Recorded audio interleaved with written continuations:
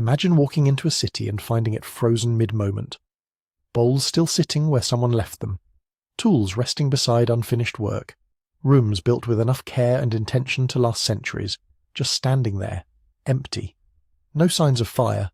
No evidence of a massive battle that wiped everyone out. Just silence where thousands of people used to be. That image isn't fiction.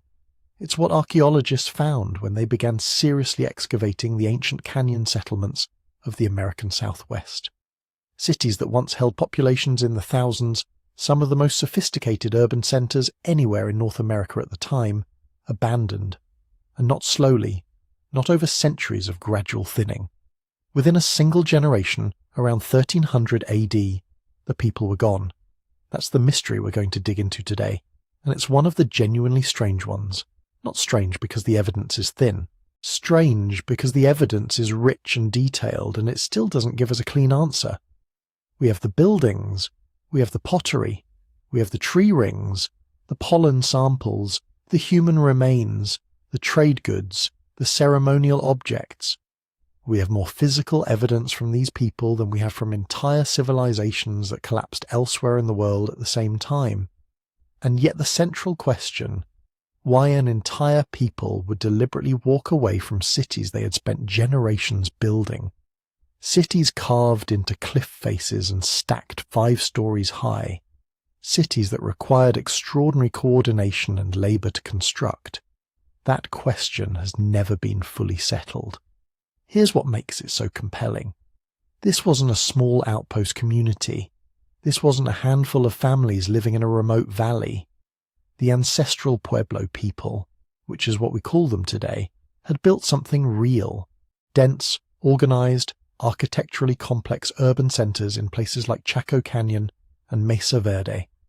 Populations that traded goods across hundreds of miles. Communities with roads, astronomy, ceremony, and political structure. And then, within the span of a lifetime, those centres emptied out. If you're listening to this right now as you're falling asleep or driving or sitting somewhere quiet, tell me where you are and what time it is. Drop it in the comments. I genuinely look at those. There's something remarkable about knowing that someone in New Zealand and someone in Iceland and someone in Brazil might all be hearing this at completely different hours of the day. It mirrors the kind of thing we're talking about here, how human beings spread themselves across geography and carry meaning with them. So let me know where you are. Now, back to 1300 AD. The abandonment wasn't invisible. There are no ancient texts telling us what happened because the Ancestral Pueblo people didn't use written language in the way we think of it. But they left behind a record anyway, encoded in wood and bone and earth and stone. Archaeologists have spent over a century learning how to read it, and what they've pieced together is a picture that's complicated in exactly the way real history always is. Not one cause, not one moment, not one decision made by one leader on one afternoon. Something more layered than that, and in some ways more troubling. What we can say with confidence and what remains fiercely debated are 2 very different lists. We can say when the major centres were occupied and when they weren't. We can say roughly how many people were living there. We can trace climate patterns with remarkable precision thanks to tree ring data. We can identify signs of violence, malnutrition, social stress. What we cannot do is climb inside the minds of the people who made the choice to leave. We cannot know what the final conversation sounded like. We cannot know whether it felt like escape or defeat or something else entirely, maybe something closer to a deliberate beginning. That tension is what makes this story worth exploring carefully. Because the easy version, the version where an entire civilization mysteriously vanishes overnight, is both seductive and wrong. The real version is harder to summarize but far more interesting. It involves drought and deforestation and violence and belief and trade and identity and the deeply human capacity to look at a place that's failing and decide to try somewhere else. So let's start at the beginning. Let's meet the people who built these cities, understand what they were building and why, and then trace exactly what went wrong. The people we're talking about didn't call themselves the Ancestral Pueblo. They didn't leave us a name for themselves in any language we can read. The label we use today, Ancestral Pueblo, is actually a relatively recent correction. For most of the 20th century, archaeologists used a different term, Anasazi. borrowed from a Navajo word that translates roughly as ancient enemies or ancient ones who are not us. The problem with that label is layered. It applies a name from one native nation to the ancestors of different native nations. It carries connotations that those descendant communities find disrespectful, and it creates a false sense of distance, as if these were some vanished alien civilization rather than the direct ancestors of people who are alive today, people who have their own names for their own history. Ancestral Pueblo is the preferred term now, used by archaeologists and, more importantly, by the Pueblo communities of the American Southwest, who recognize these builders as their own grandmothers and grandfathers. That matters. It shapes how we ask questions about the abandonment. You ask different questions about a mystery when you understand that the people involved aren't gone, just relocated. So who were they? The Ancestral Pueblo people were not a single tribe or a single political unit. Think of them more like a broad cultural family, communities across a large region who shared architectural traditions, pottery styles, ceremonial practices and trade relationships, but who organized themselves locally through clans and kin networks, rather than through any centralized authority. A clan might trace its identity through a shared ancestor, a particular animal, a sacred story. That clan membership determined who you married, which ceremonies you participated in, what responsibilities you carried in the community. These weren't abstract categories, they were the operating system of daily life. Those kin networks also stretched outward. A person in one canyon might have cousins in a settlement 3 days' walk away. Obligations ran along those lines: gifts, marriages, labour during construction or harvest, refuge when things went badly at home. The social world of the Ancestral Pueblo was denser and more interconnected than the raw geography would suggest, and the geography was demanding. This is the American Southwest, the Colorado Plateau and its surrounding regions. What you get there is stark and beautiful and brutally unforgiving. Mesas that rise hundreds of feet above canyon floors, sandstone cliffs carved by wind and water into shapes that seem almost intentional, rivers that run full in spring and nearly dry by late summer, rainfall that comes in short, violent bursts, mostly in summer, and then disappears for stretches that can last years. The average annual precipitation across much of this landscape hovers somewhere between 8 and 14 inches. That's not much. Modern Phoenix uses more water in a summer afternoon than some of these communities could reasonably expect from the sky in an entire year. Settlement choices in this environment weren't casual. Where you built mattered enormously. You needed to be close enough to water sources to survive, but high enough to avoid flash floods. You needed soil that could hold moisture long enough for crops to grow, primarily corn, the caloric foundation of the whole culture. You needed access to timber for building and fuel, which meant the forests on higher ground. Every settlement represented a calculation, a bet placed on this particular combination of factors at this particular location. Some of those bets paid off for centuries, others failed within a generation. The major regions you need to know are roughly 4. Chaco Canyon, in what is now northwestern New Mexico, which by around 1000 to 1150 AD had become something like the gravitational center of a vast regional network, with great houses that housed hundreds and roads that stretched for miles in straight lines across the desert. Mesa Verde in southwestern Colorado, where communities eventually moved their homes into the cliffs themselves, tucking entire villages into alcoves in the canyon walls. The Kayenta region of northeastern Arizona, a slightly more dispersed landscape of smaller communities connected by shared traditions. And the Rio Grande corridor further east, which would eventually become the destination. These regions weren't isolated from each other. They traded turquoise and pottery and shell and ideas. They shared architectural techniques. They watched each other. What happened in one region sent ripples through the others. And in the century leading up to 1300, something was going wrong across all of them at once. Not overnight, not all at once. But the pressure was building, and the places that had been home for generations were beginning to fail in ways that couldn't be ignored. To understand why the abandonment is so striking, you have to understand what was being abandoned, and that requires spending a moment actually looking at what these people built. Start with the cliff dwellings themselves. The image most people carry in their heads, buildings tucked into the hollows of canyon walls, is accurate but undersells the scale. These weren't shelters in the way a lean-to or a cave is a shelter. They were engineered structures, multi-story complexes with dozens or hundreds of rooms, built into alcoves formed by the natural erosion of sandstone. The rock overhead served as roof. The cliff face behind served as back wall. Everything else, the room dividers, the floors, the interior walls, the towers, was constructed by human hands from stone and mortar and timber, hauled from forests sometimes miles away. Cliff Palace at Mesa Verde is the most famous example, and for good reason.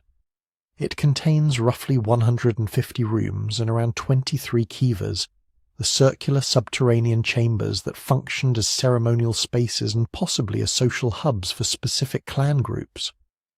At its height, it may have housed somewhere between 100 and 150 people, though that number is genuinely debated. What isn't debated is the planning it represents. The rooms aren't randomly arranged. Storage rooms cluster together. Living spaces connect in ways that suggest household groupings. The kivas are distributed in a pattern that probably reflects the different kin groups sharing the space. This isn't a collection of individual decisions. It's coordinated architecture expressing a social structure in stone. Spruce Tree House, slightly smaller but extraordinarily well preserved, gives you an even cleaner look at how daily life might have been organized. Around 130 rooms, 8 kivas, built into an alcove roughly 216 feet wide and 89 feet deep. The rooms at the back of the alcove were used primarily for storage, which tells you something immediately about priorities. In an environment where a failed harvest could mean starvation, protecting your food supply was worth prime real estate. Living spaces occupied the middle ground. Kivas sat where they could be accessed by multiple household groups. Even the arrangement of the site reads like a document about what mattered to the people who designed it. Now think about the logistics. Every beam you can see in those ceilings, and there are thousands of them across the Mesa Verde sites combined, was cut, stripped, and carried on foot, often over rugged terrain, from forests on the mesa top or in the mountains beyond. The sandstone blocks were shaped with harder stone tools and set with mortar made from local materials. Water had to be hauled up from springs in the canyon floor, sometimes up ladders and hand-cut toe holds carved into near-vertical cliff faces. A single trip for water wasn't a quick walk to the faucet. It was a commitment of time and physical effort, done multiple times a day by multiple people. Access to these sites was deliberately difficult. You reached them by climbing, using hand and toe holds cut into the rock, or wooden ladders that could be pulled up. This is often described as a defensive feature, and it probably was, at least in part. But there's a trade-off embedded in that choice that's worth sitting with. Every design decision that made a site harder for an enemy to reach also made it harder for a resident to move through their own day. Hauling corn down from the fields on the mesa top, bringing water up from below, getting an elderly person in or out, getting a child with a broken leg to safety. The cliff location solved certain problems and created others in the same stroke. And yet people invested enormously in them. Not just labour, but generations of accumulated knowledge about how to maintain a structure in a cliff alcove, how to manage the smoke from interior hearths, how to waterproof roof timbers against moisture that crept in from above. These were places people committed to, which is what makes the abandonment so hard to explain through purely rational calculus. The word city deserves some attention here, because it's both useful and slightly misleading. These weren't cities in the way medieval Baghdad or Song dynasty Hangzhou were cities. There was no permanent administrative class, no professional army, no single ruler. But there was density, there was planning, there was a communal life organised around shared spaces and shared ceremonial cycles. The kivas weren't private rooms. They were places where groups came together for rituals that reinforced social bonds and probably managed collective decisions. The plazas and open areas within larger complexes were spaces for gathering, for the ceremonies that marked planting and harvest, for the social negotiations that kept multi-clan communities functioning without a centralized authority to impose order. There was also seasonality built into how these places were used. Some researchers think certain cliff dwellings may not have been occupied year-round by their full populations. The agricultural cycle pulled people onto the mesa tops during planting and harvest seasons. The cliff sites may have been more intensively occupied in the winter months. when the alcoves offered protection from cold winds and the stored food in the back rooms sustained the community through the season with the least work. All of which makes the question sharper. You don't carve toe holds into a cliff face and haul timber for miles and build 150 rooms over multiple generations unless you believe in the future of the place you're building. You don't invest that kind of labour in a temporary solution. The cliff dwellings at Mesa Verde represent not just engineering, but faith. Faith that this location, this community, this way of organising a life in a demanding landscape was worth everything it cost to sustain. And then, within a human lifetime, it was over. The rooms were emptied, the ladders came down. The alcoves that had held living communities fell silent. What pushed people to that point isn't a single clean answer. It's a set of pressures that built on each other over decades, and untangling them is exactly what makes this one of the most debated questions in American archaeology. If you walk into one of those empty cliff dwellings today, you're stepping into a crime scene where the body is missing and the witnesses are all dead. What we have left are traces, architecture, trash, charred wood, broken pots, grains of pollen so small they ride the wind and get trapped in mud. Everything we think we know about why people left these places is built out of those traces. Start with the stone itself. Architecture is one of the clearest voices in the archaeological record, and it talks even when everything else is gone. The way rooms are arranged, where doors and windows face, how many kivas there are and how they're distributed across a site. All of that is information. You can see community organisation in floor plans. A cluster of small rooms around a kiva hints at a household or a clan group. Long, narrow storage rooms tell you that surplus food wasn't just produced, it was planned for. Tower-like structures near the canyon edge might signal lookout points, or something ceremonial, or both. When you map dozens of sites and compare them, you start to see patterns over time.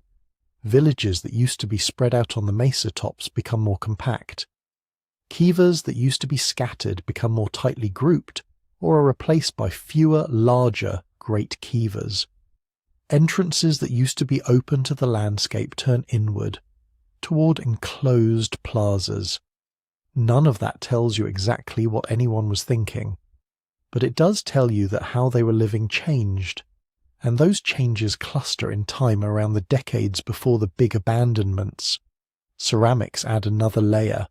Pottery is one of archaeology's favourite lines of evidence, not because it's beautiful, though it often is, but because it breaks.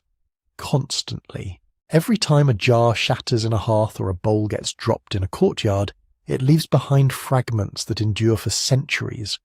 Those fragments carry style. The way a potter coils and scrapes the clay, the distinctive mineral mix in the slip, the painted designs, spirals, stepped patterns, black on white versus black on red, all of that can be incredibly specific to a region or even a single community. In the southwest, ceramic sequences have been built so carefully that archaeologists can sometimes date a potsherd to within a few decades just by its style. And this is where migration starts to come into focus. If you find a mesa-top village whose pottery is overwhelmingly of one local style for generations, and then over a short span of time that style disappears and is replaced by a different one from hundreds of miles away, that's a signal. Either a flood of imported pots suddenly arrived, or the people making pots changed. When you see that same new style appearing at new settlements downriver at exactly the same time, the imported pots explanation starts to look less likely. You're probably watching population move. Architecture and ceramics talk to each other. A new village laid out in a way that's typical of one region, with pottery that's characteristic of another, suggests a mixed population. People from different areas coming together, bringing their own building traditions and pottery styles, and negotiating a new community plan. When those combinations appear after big abandonments upstream, they begin to look like the fingerprints of refugees. Then there's the stuff no one meant to leave behind. Middens and hearths. Middens are trash piles, and in this context, Trash means gold. Broken tools, worn-out sandals, corn cobs, animal bones, ash from hearth clean-outs, all get tossed in more or less the same place year after year. Layer builds on layer. When you cut through that mound centuries later, you're reading a stack of annual reports. Animal bones in those middens tell you what people were eating and how that changed through time. Lots of deer and rabbit early on, more rodents and small birds later. That's a sign big game was getting harder to find, that people were scraping the barrel of the ecosystem more aggressively. A shift from wild plant remains to domesticated crops, or from diverse wild foods to heavy reliance on corn, hints at how flexible or fragile the food system was. Hearths hold clues too. Charcoal from cooking fires can be identified to species. You can tell whether people were burning pinyon pine, juniper, cottonwood, or even dried corn cobs. When the fuel source shifts from large, high-quality firewood to scrub and agricultural byproducts, it probably means the closest forests have been cut over and people are adapting to scarcity. Sometimes they adapted so thoroughly that you can track the decline of entire woodlands. That's where one of the Southwest's secret weapons comes in: tree rings. If archaeology had a cheat code, in this region it would be dendrochronology, tree ring dating.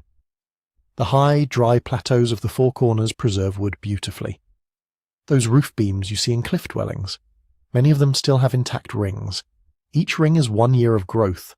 Wide rings mean good growing conditions. Narrow rings mean drought or cold.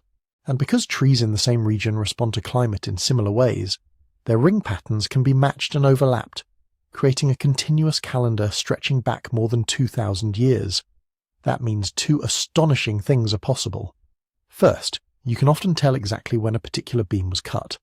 Not roughly, not somewhere in this century, sometimes down to the exact year, occasionally even the season. If a roof beam at a Mesa Verde dwelling has its outermost ring dating to, say, 1278, you know someone cut that tree in 1278, trimmed the bark and hauled it back. People were still investing in that building in that specific year. Second, the ring widths across thousands of trees give you a precise year-by-year record of climate. When there were good decades for moisture, when there were brutal droughts, when the pattern flipped rapidly. When you line up the last use dates of beams in cliff dwellings with that climate record, you see something stark. Construction booms during relatively favourable periods. Repairs and additions taper off as droughts bite. Then, in the late 1200s, a cluster of last use dates, a kind of architectural full stop. And remember, that climate signal isn't just local. Tree ring chronologies tie into wider regional patterns. They show that the worst drought episodes weren't just a dry year or two, but sustained, landscape-scale stress over multiple decades. Enough time for wells to fail, for corn harvest to crash repeatedly, for forests to be cut faster than they could regrow. Now, fold pollen into that picture. Pollen analysis sounds almost absurdly delicate, but it's one of the sharpest tools we have for reconstructing past environments. Every flowering plant produces pollen grains, and those grains get blown into lakes, sink into marshes, collect in cracks and crevices.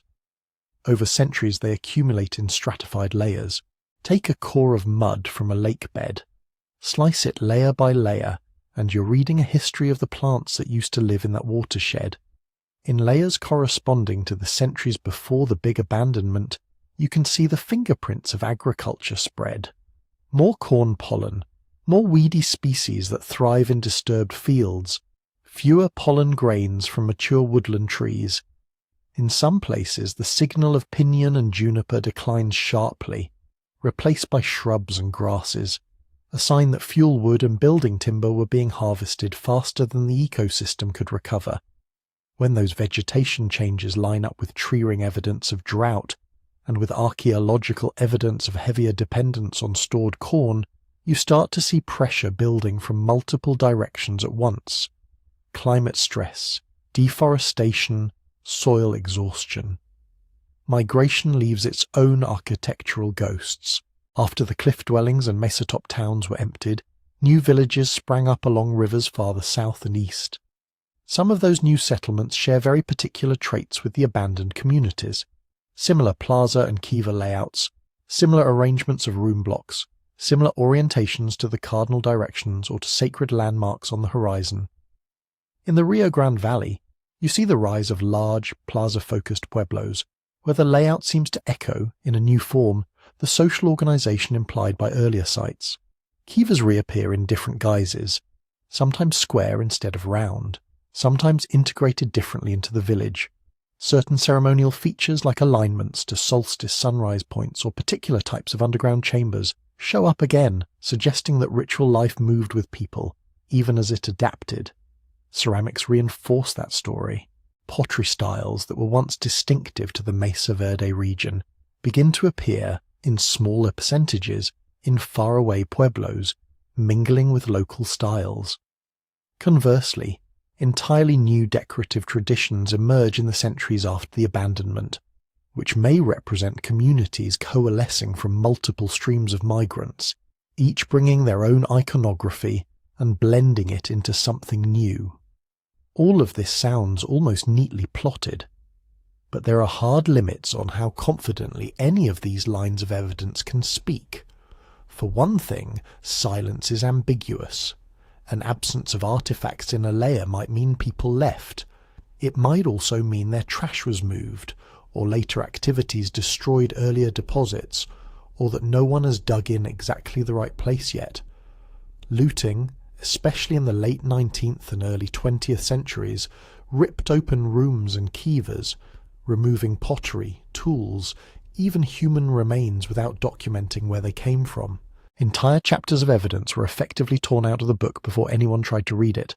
Firewood gets reused. Roof beams can be salvaged from older structures and built into new ones. So a date on a piece of wood might tell you when the tree died, not when the house was actually abandoned. Pottery can travel as trade goods and heirlooms, not just as luggage in the hands of migrants. A shift in pottery styles could signal new fashions spreading through trade networks, rather than wholesale population movement. And then there are our own eyes. Modern biases colour what we think we see.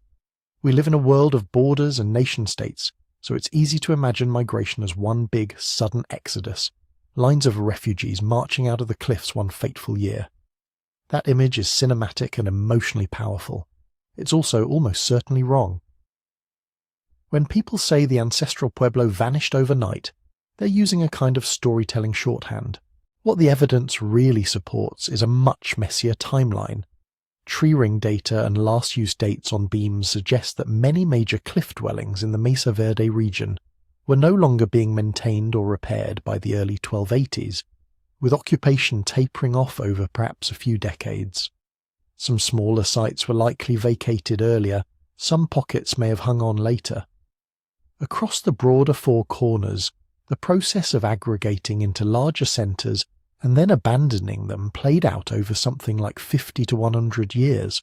That's fast in archaeological terms. It's the span of 2 or 3 long human lives. For a story told at the scale of centuries, it can look like a sharp break.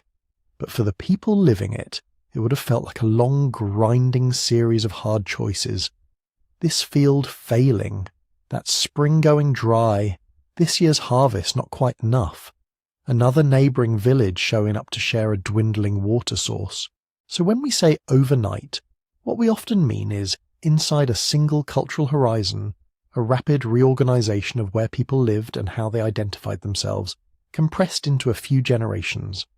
Fast enough to shock the archaeological record, slow enough that, at the time, it probably felt like an escalating pattern rather than a single event.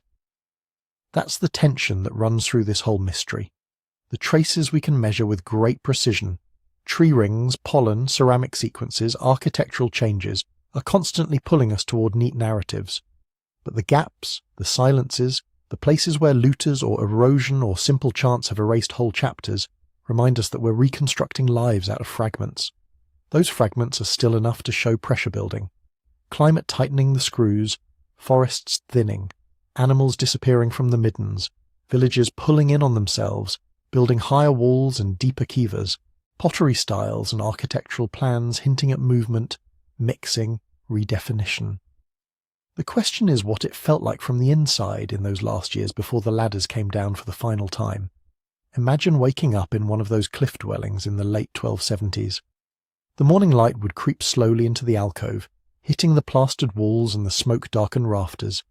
Your day is already scheduled, not by a clock but by the needs of corn, water, and wood. Farming isn't a background activity at this point. It's the spine of existence. Up on the mesa tops or out along canyon benches, small fields of corn, beans and squash sit at the edge of what's possible. By the late 1200s, tree rings and pollen suggest you're farming in a landscape that's already been worked hard. That means your planting schedule isn't just when the rains come, because the rains have been unreliable for years. It's a layered calculation.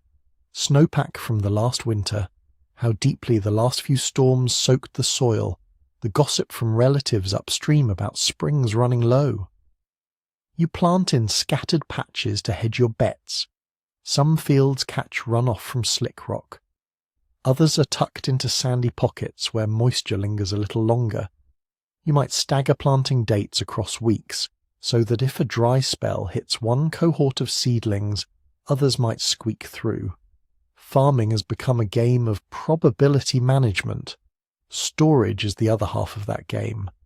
When archaeologists tally up storage rooms and sealed jars in late 1200 sites, they see a world obsessed with buffering the future.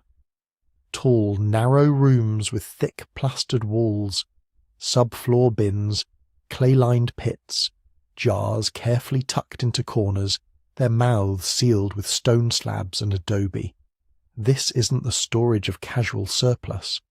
This is a system where having 2 or 3 bad harvests in a row is not hypothetical. It's recent memory. Every ear of corn that goes into storage carries a decision. Eat it now and feel full, or save it in case next year is worse. That kind of thinking runs through everything.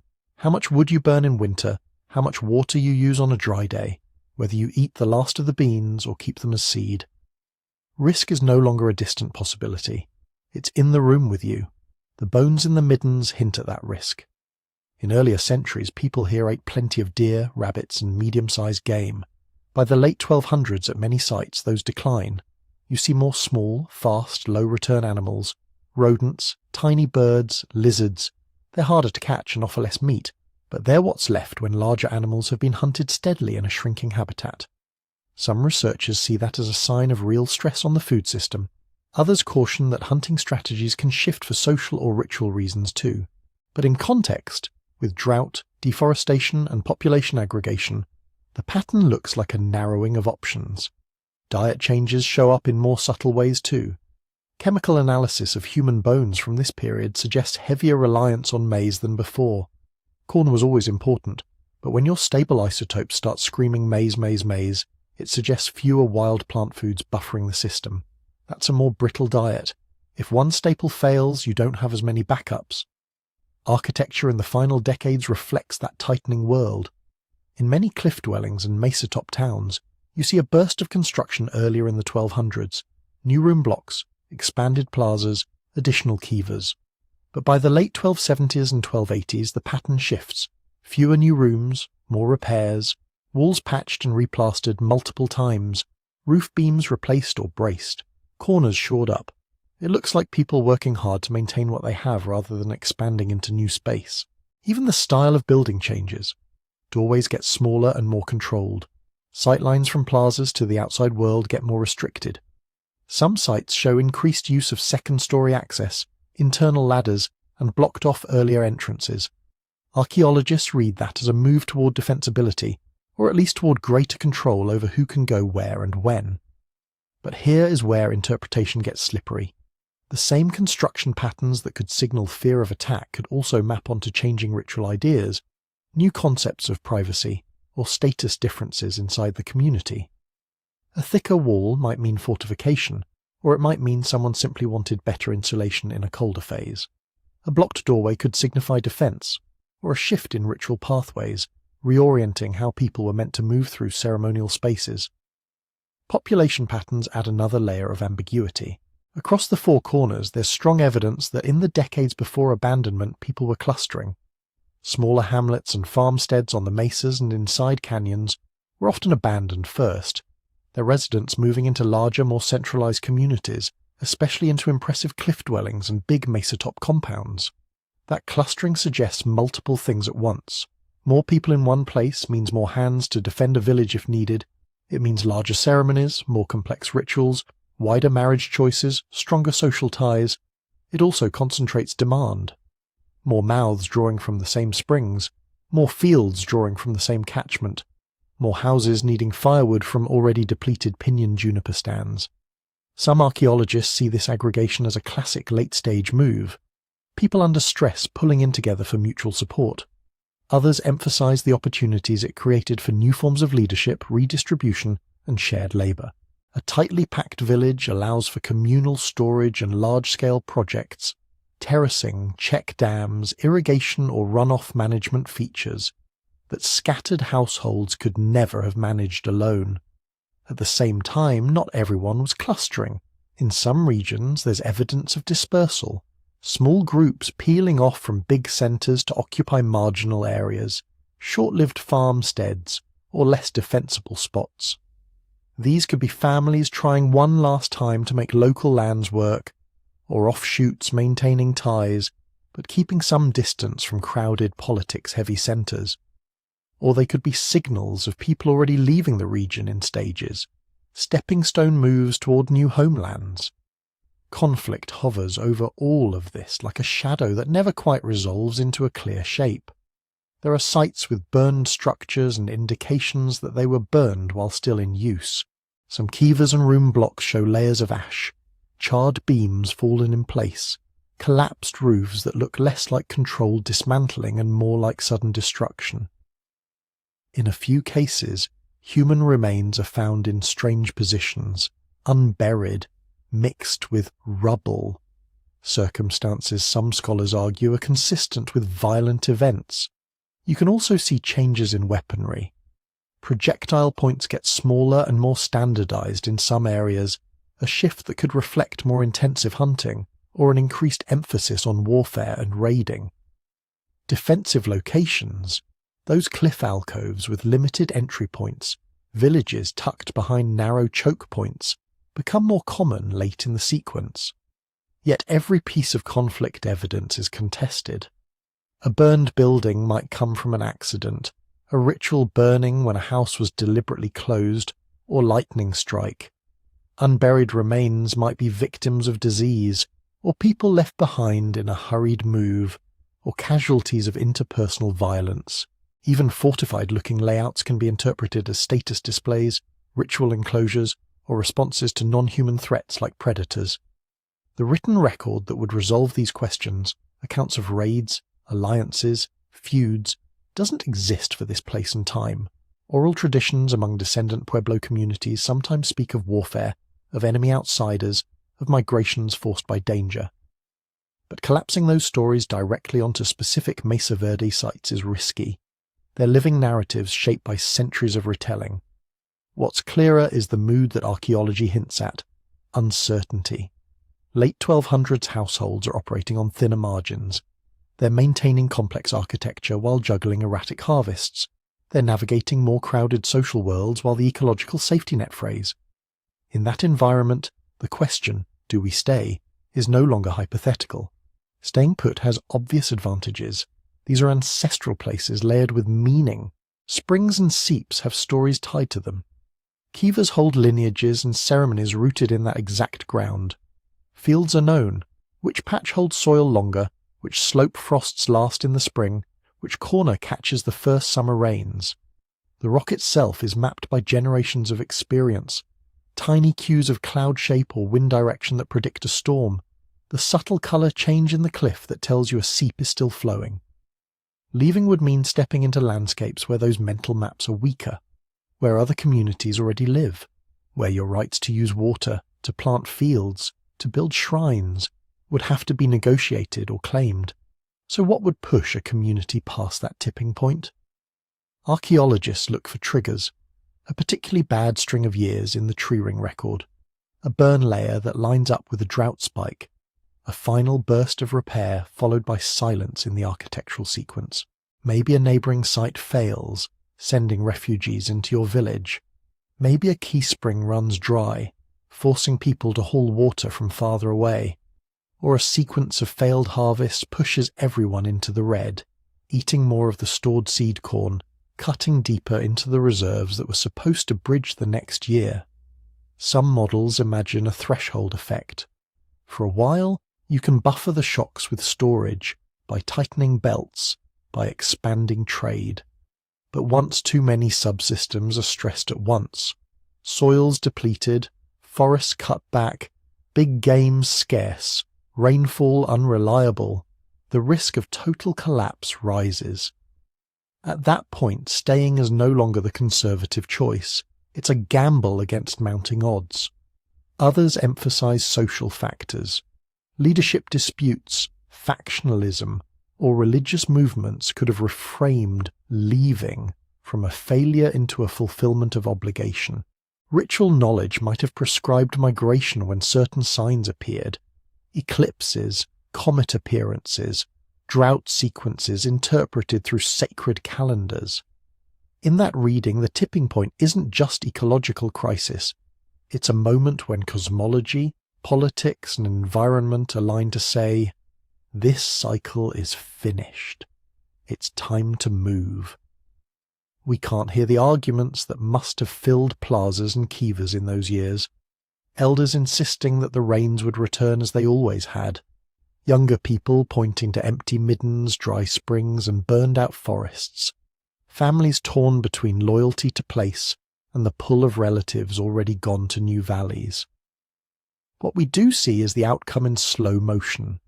Repairs tapering off, storage rooms left partially full or carefully cleaned out, trash middens no longer receiving new layers, ceramic styles that once clustered in one canyon suddenly appearing in diluted form far to the south and east.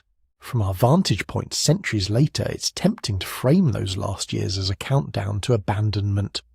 But for the people living them, they were years of work, adaptation, and difficult, often delayed decisions. Every planting season might have been the last in that field. Every plastered wall might have been patched with the knowledge that it would someday be left behind. The ladders didn't all come down in a single night. They came down household by household, clan by clan, over a span of years in which staying gradually shifted from default to untenable. And when the final families did shoulder their loads and climb out of those alcoves for the last time, they didn't walk into emptiness. They stepped into a larger landscape already strained, already in motion, where drought, deforestation, and human decisions were converging into something bigger than any single canyon. To understand why those decisions tipped toward leaving, you have to sit with the drought. Not a bad summer, not a "the monsoon was late this year" kind of dry spell. The late 1200s in the northern southwest line up with what climatologists now call a mega-drought, an unusually long, unusually intense period of a low precipitation spread across much of the region. On the ground, that doesn't look like a single dramatic catastrophe. It looks like 5 years in a row where the snowpack is thin and disappears too fast. It looks like spring winds that strip moisture from the soil before the corn is knee-high. It's planting and replanting because the first seeds never germinate. It's watching the storm clouds form over the horizon, build in those towering afternoon columns, and then blow past without dropping rain. Maize is a hardy plant in some ways. It can handle hot days and cool nights. It doesn't mind a bit of stress. But it has a few non-negotiables. It needs enough moisture at germination to push roots down. It needs water at pollination so tassels and silks can do their work. Miss those windows, and your harvest collapses, no matter how much sweat you put into weeding or how carefully you placed each seed.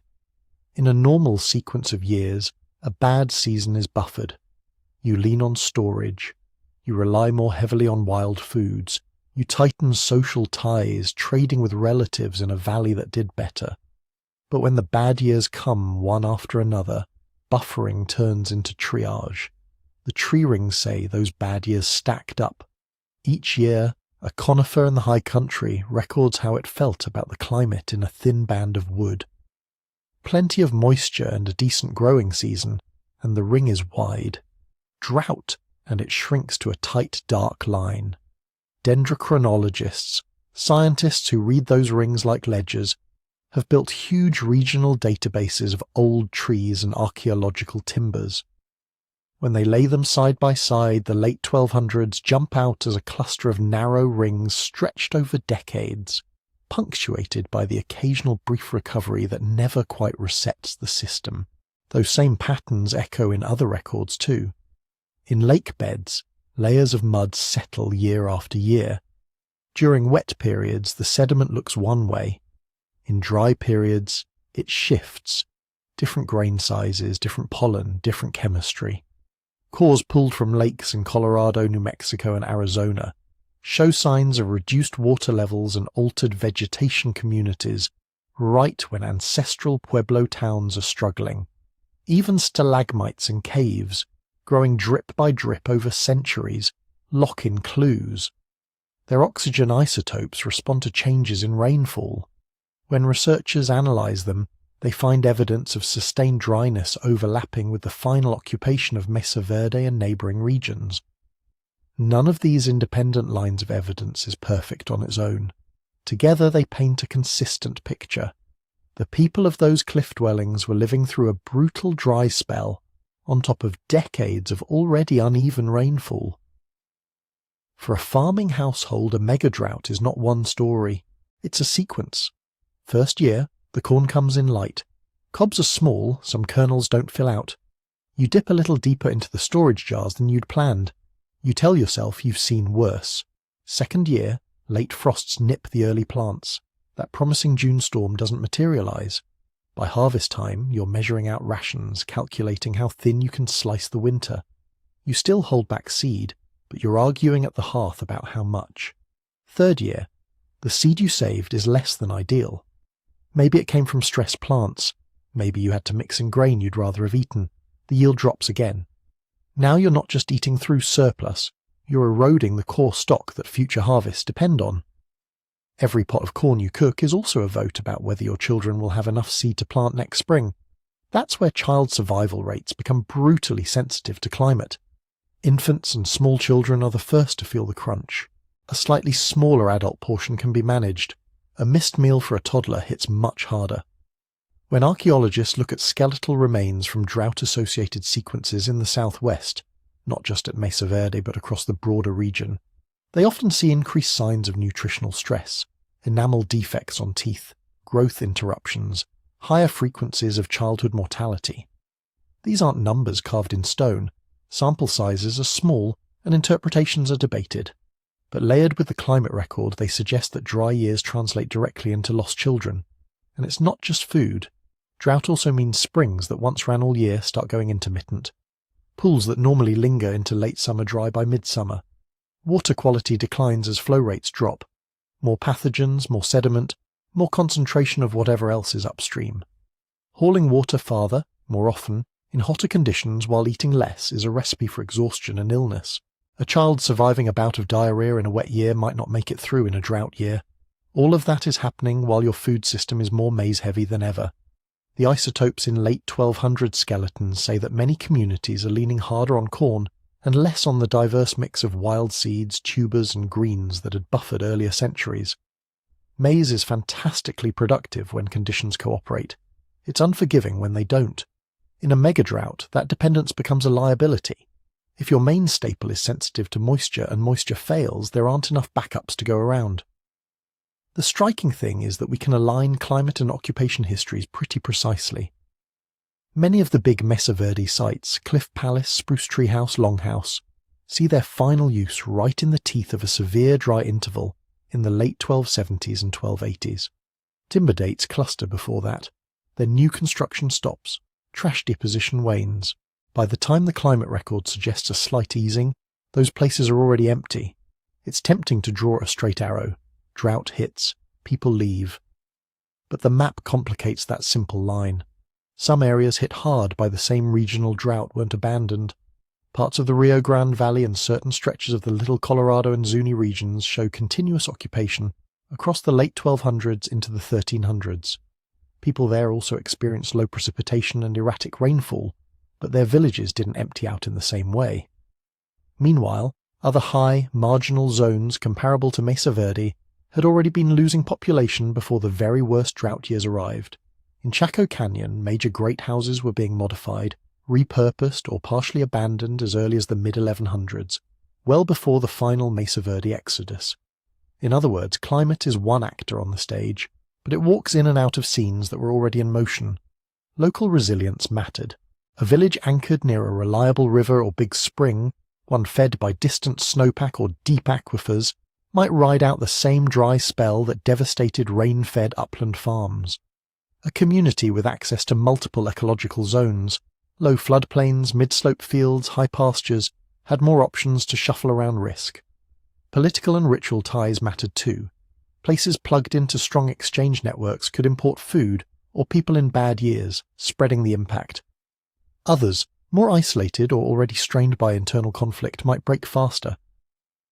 That unevenness is one of the main reasons most archaeologists today shy away from saying, drought caused the abandonment.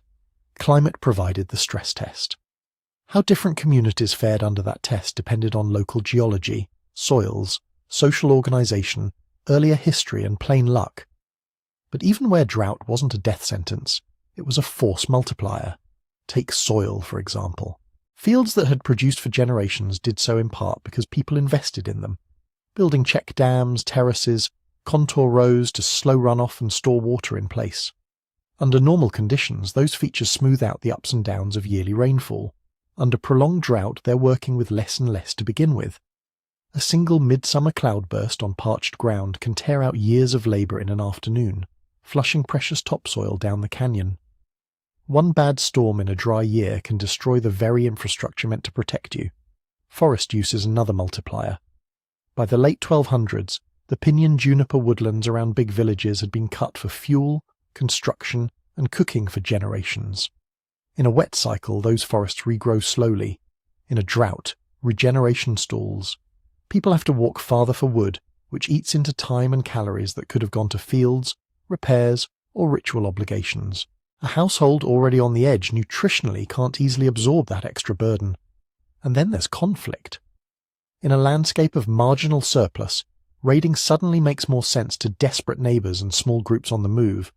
A granary that might have been respected as off-limits in better times becomes a tempting target when your own children are losing weight.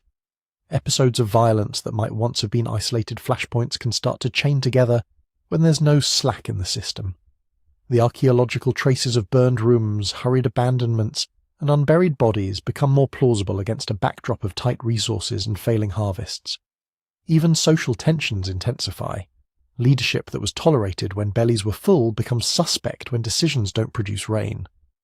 Ritual specialists who once interpreted drought as a test may find their authority questioned when the test never ends. Factions that disagreed quietly in normal years may split openly when staying together means sharing dwindling stores. Drought doesn't invent these problems, it sharpens them. It removes the margin for error. In that sense, the mega-drought of the late 1200s is less a single cause than an amplifier. It takes whatever is already fragile, soils, forests, food systems, political alliances, ritual calendars, and pushes them closer to their breaking points at the same time. Instead of one subsystem failing in isolation, multiple ones falter together.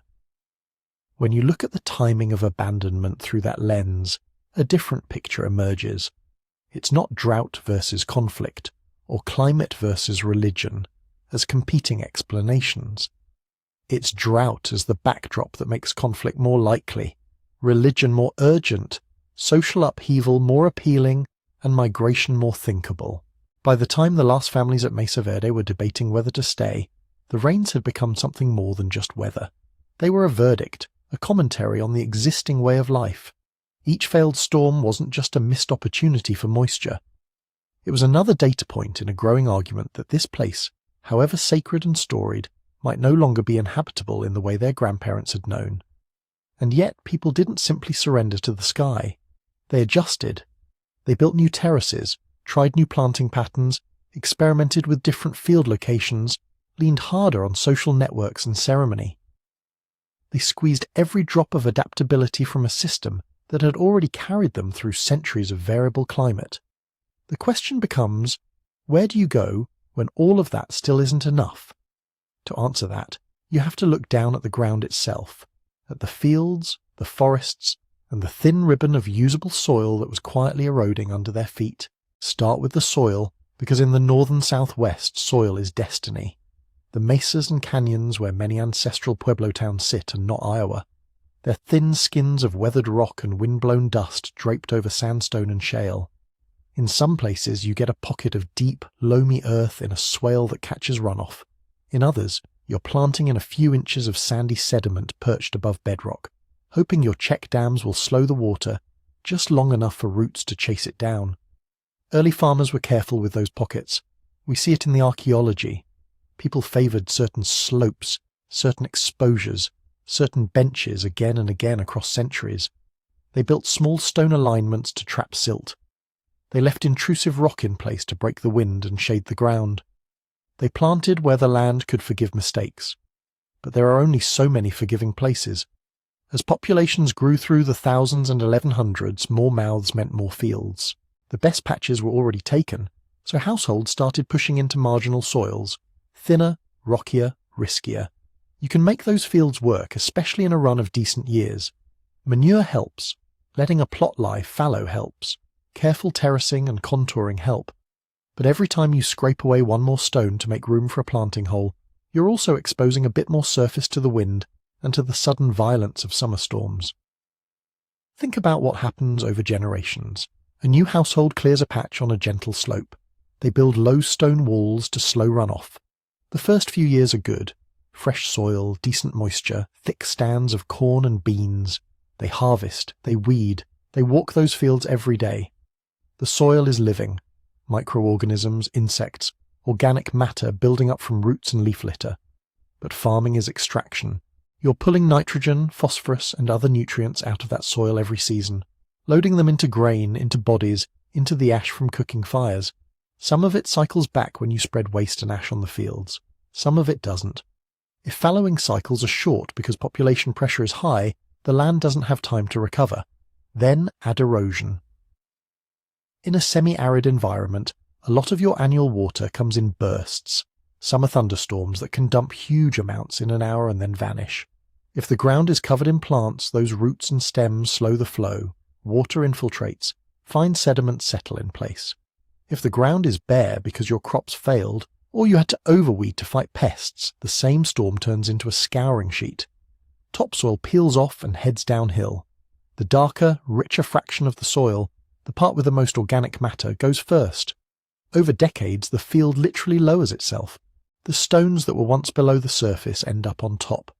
The planting holes get shallower, drier. Each new generation inherits land that requires more work for less yield.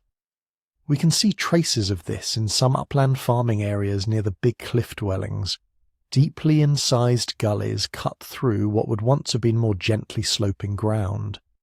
Remnants of older check dams sit stranded above modern drainages, testifying to former soil levels that have long since washed away.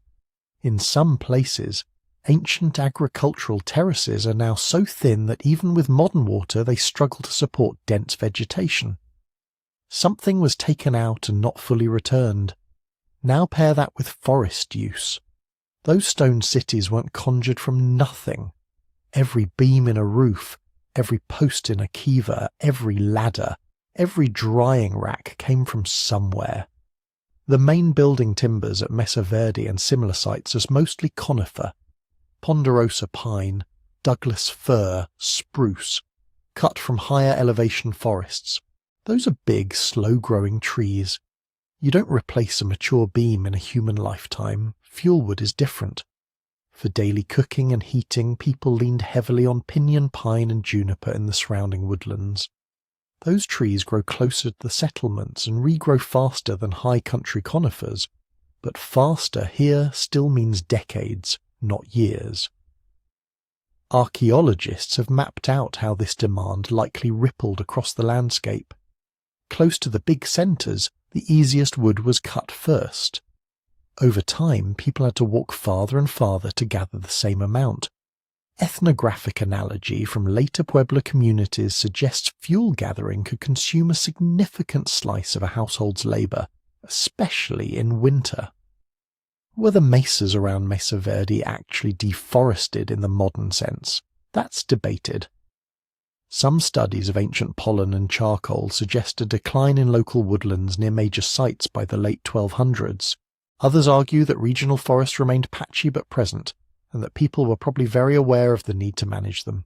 It's unlikely that farmers who depended on pinyon nuts, juniper berries, and accessible fuel would simply strip their surroundings mindlessly. But you don't need a moonscape to feel the pressure. If the nearest good woodlot is now a half-day's walk away instead of an hour, that's time and energy you're not spending on fields, on repairs, on childcare, on ritual obligations. In bad years when food is already tight, that extra labour becomes costly. Cut younger trees because you're desperate for fuel, and you further slow the woodland's recovery, locking in the spiral. The same logic applies to wild game. Before and alongside maize farming, the Southwest food web included deer, elk, rabbits, turkeys, and a host of smaller animals. Hunting and trapping were never bonus activities. They were core parts of the subsistence system, especially as insurance against poor harvests. Over centuries of dense settlement, though, animals learn. Around major pueblos, constant human presence, dogs and noise push larger game farther out. Easy-to-catch species, the ones that don't spook as fast or reproduce as quickly, get thinned. Archaeologists can sometimes track this in the bones left in trash deposits. In some sequences, early layers show a higher proportion of big game remains, deer and elk. Later layers near big towns skew more toward rabbits, rodents, and domestic turkeys. That shift can mean many things: changing preferences, evolving ritual practices, deliberate turkey husbandry. But in other parts of the world, similar patterns often correlate with local depletion of large wild game. Again, the issue isn't that every deer vanished from the four corners. It's that the radius of reliable hunting may have expanded beyond what was easy for farmers to integrate into their already crowded schedules. A day you spend trekking miles to reach decent hunting grounds is a day you're not irrigating fields, repairing terraces, or attending politically important ceremonies. You can start to see a theme: soil that requires more labour for less return, forests that require longer trips for fuel and timber, game that requires greater range and skill to hunt. Each on its own is manageable. Humans are ingenious at shuffling tasks, sharing labour, making do. And they did manage for a very long time.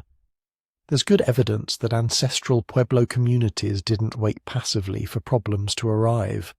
They invested heavily in water management features, check dams and small drainages, rock-mulched fields that conserved moisture, contour terraces that slowed erosion.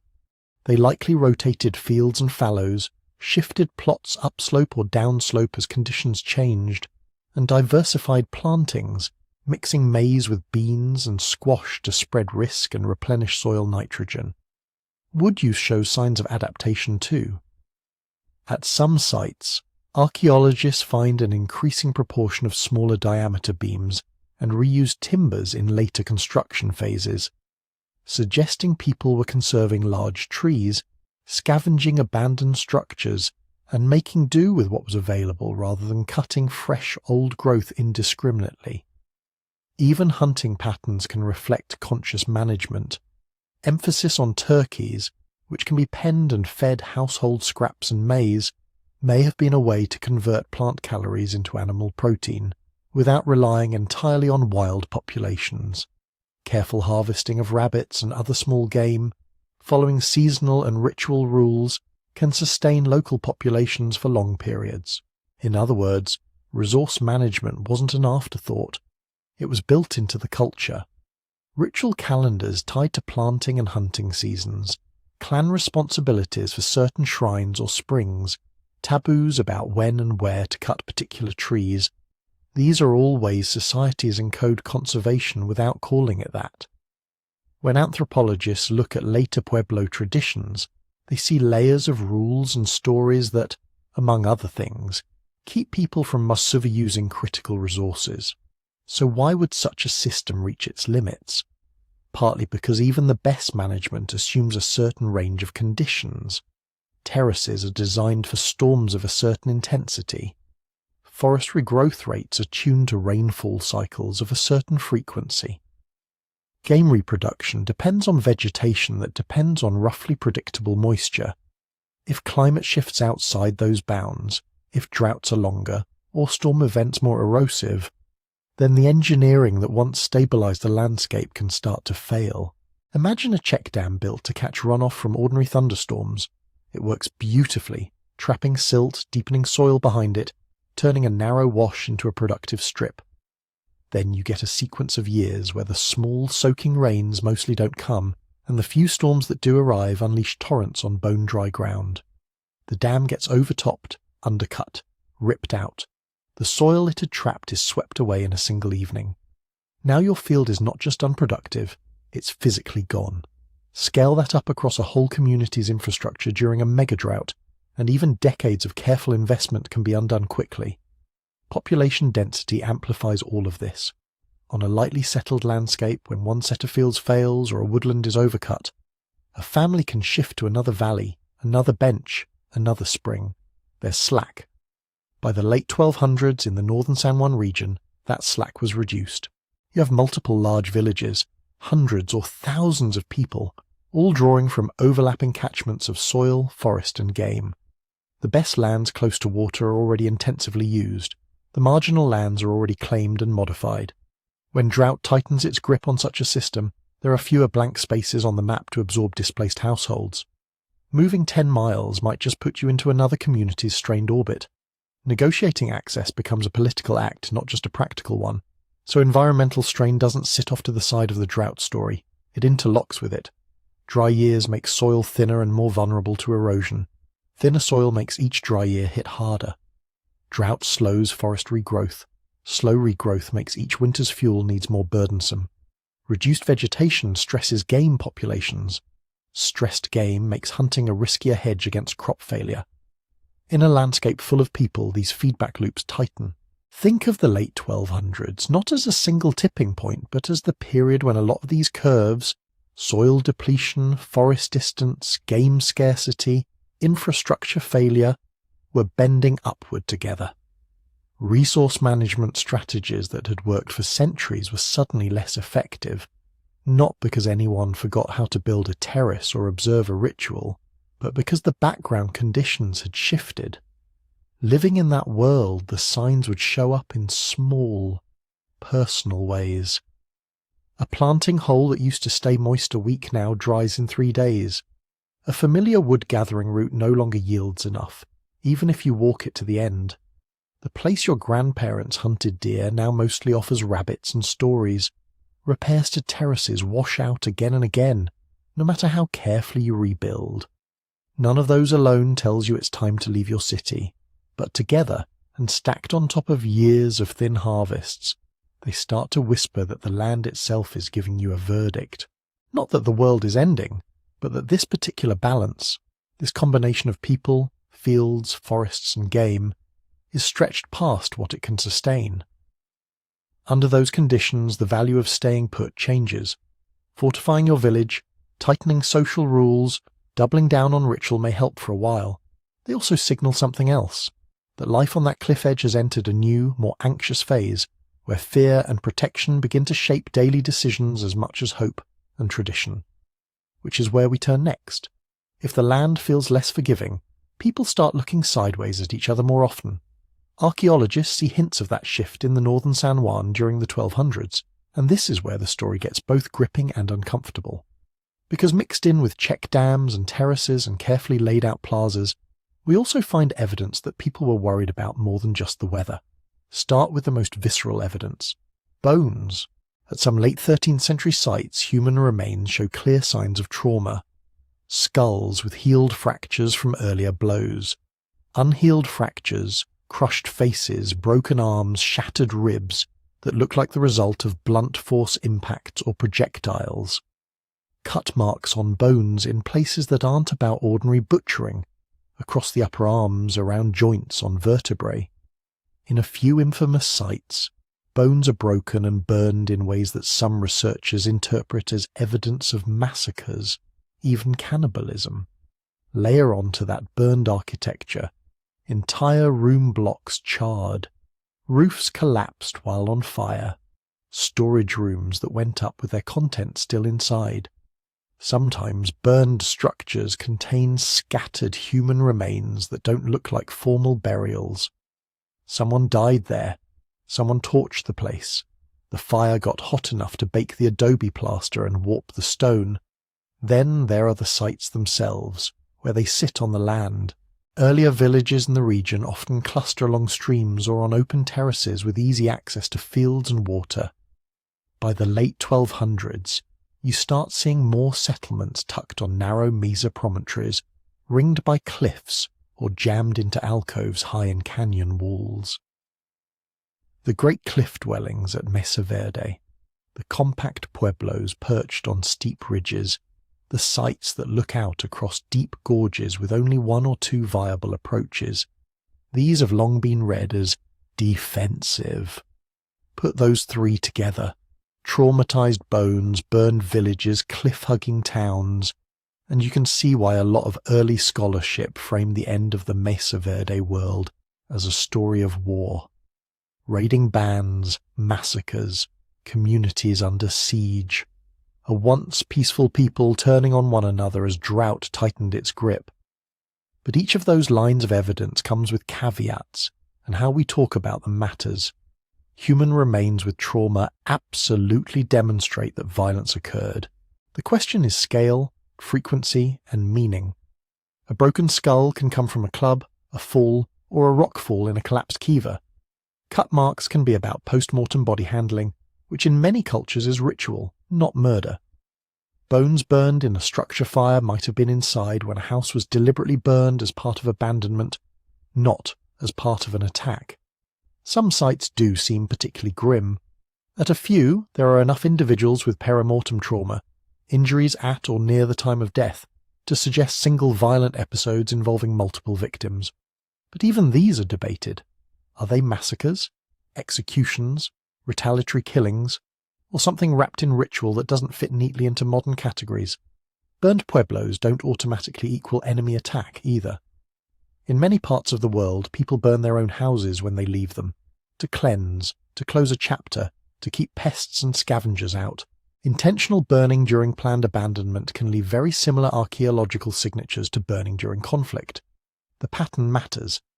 If you see uniform, controlled burning across a site with neatly cleaned out rooms, that leans one way. If you see chaotic burning, scattered valuables, and bodies in doorways, that leans another. Even defensive site is more complicated than it sounds. Yes, building in a cliff alcove where you can pull up ladders makes it harder for attackers to reach you. It also makes it harder for your toddlers to wander into the fields, or for livestock to stray, or for trash to accumulate right outside your doors. An inward-facing, compact pueblo can help with heat retention in winter and shade in summer. Thick walls and a single entrance work against wind as well as enemies. High vantage points are as useful for watching storm clouds and travellers as they are for spotting raiding parties. This is why interpreting violence in the archaeological record is so thorny, and why it's ethically sensitive. The descendants of the people who built these places are still here. Modern Pueblo nations don't need outside narratives casting their ancestors as warrior tribes, or just as problematically as naive victims. Stories of cannibalism and savagery have historically been used to justify land seizure and cultural erasure. When you label a whole culture's final century as a bloodbath based on a handful of sites, you're not just talking about the past, you're reinforcing stereotypes in the present. So many archaeologists today are more cautious. They don't deny violence. Humans are fully capable of hurting each other, and no society is exempt. But they try to separate what the data show from the stories we're tempted to tell. They ask, are we seeing endemic warfare, occasional raiding, ritualized conflict, or episodic catastrophes layered on top of other stresses? Are we projecting modern ideas of war onto a very different social landscape? That said, even if full-scale warfare wasn't constant, the architecture and settlement patterns still tell us something crucial. People felt insecure. Take the cliff dwellings again. Imagine living there. Every trip to your fields involves a climb, down ladders, along ledges, across talus. Every waterhaul from a spring at canyon bottom means carrying heavy jars up steep paths. Visiting your neighbours on the next mesa over is a commitment, not a casual stroll. Building in these spots isn't convenient. You accept daily inconvenience because you value something more: control over access. Defensive architecture doesn't have to mean pitched battles. It can be about managing risk from small, fast raids. A band of a dozen people with bad intentions can wreck stored food, steal animals, or grab children in minutes. If your houses are tucked into a narrow cleft with only one approach, you reduce the number of directions trouble can come from. You create choke points where a small number of defenders can hold off a larger force.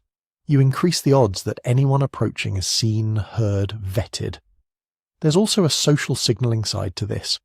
A big stone pueblo perched dramatically on a cliff sends a message. This place is organised. This place can mobilise labour. This place is watching.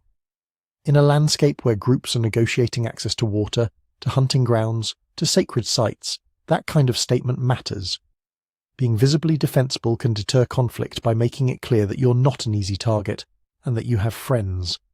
But the cost of building your life around fear and fortification is that it reshapes everything else. Travel becomes less spontaneous and more strategic. You don't just wander over the next ridge alone. You go in groups at certain times, maybe on well-established trails with shrines or markers. That's partly practical navigation and ritual practice, but it's also security management. You want to be predictable to your allies and unpredictable to your enemies.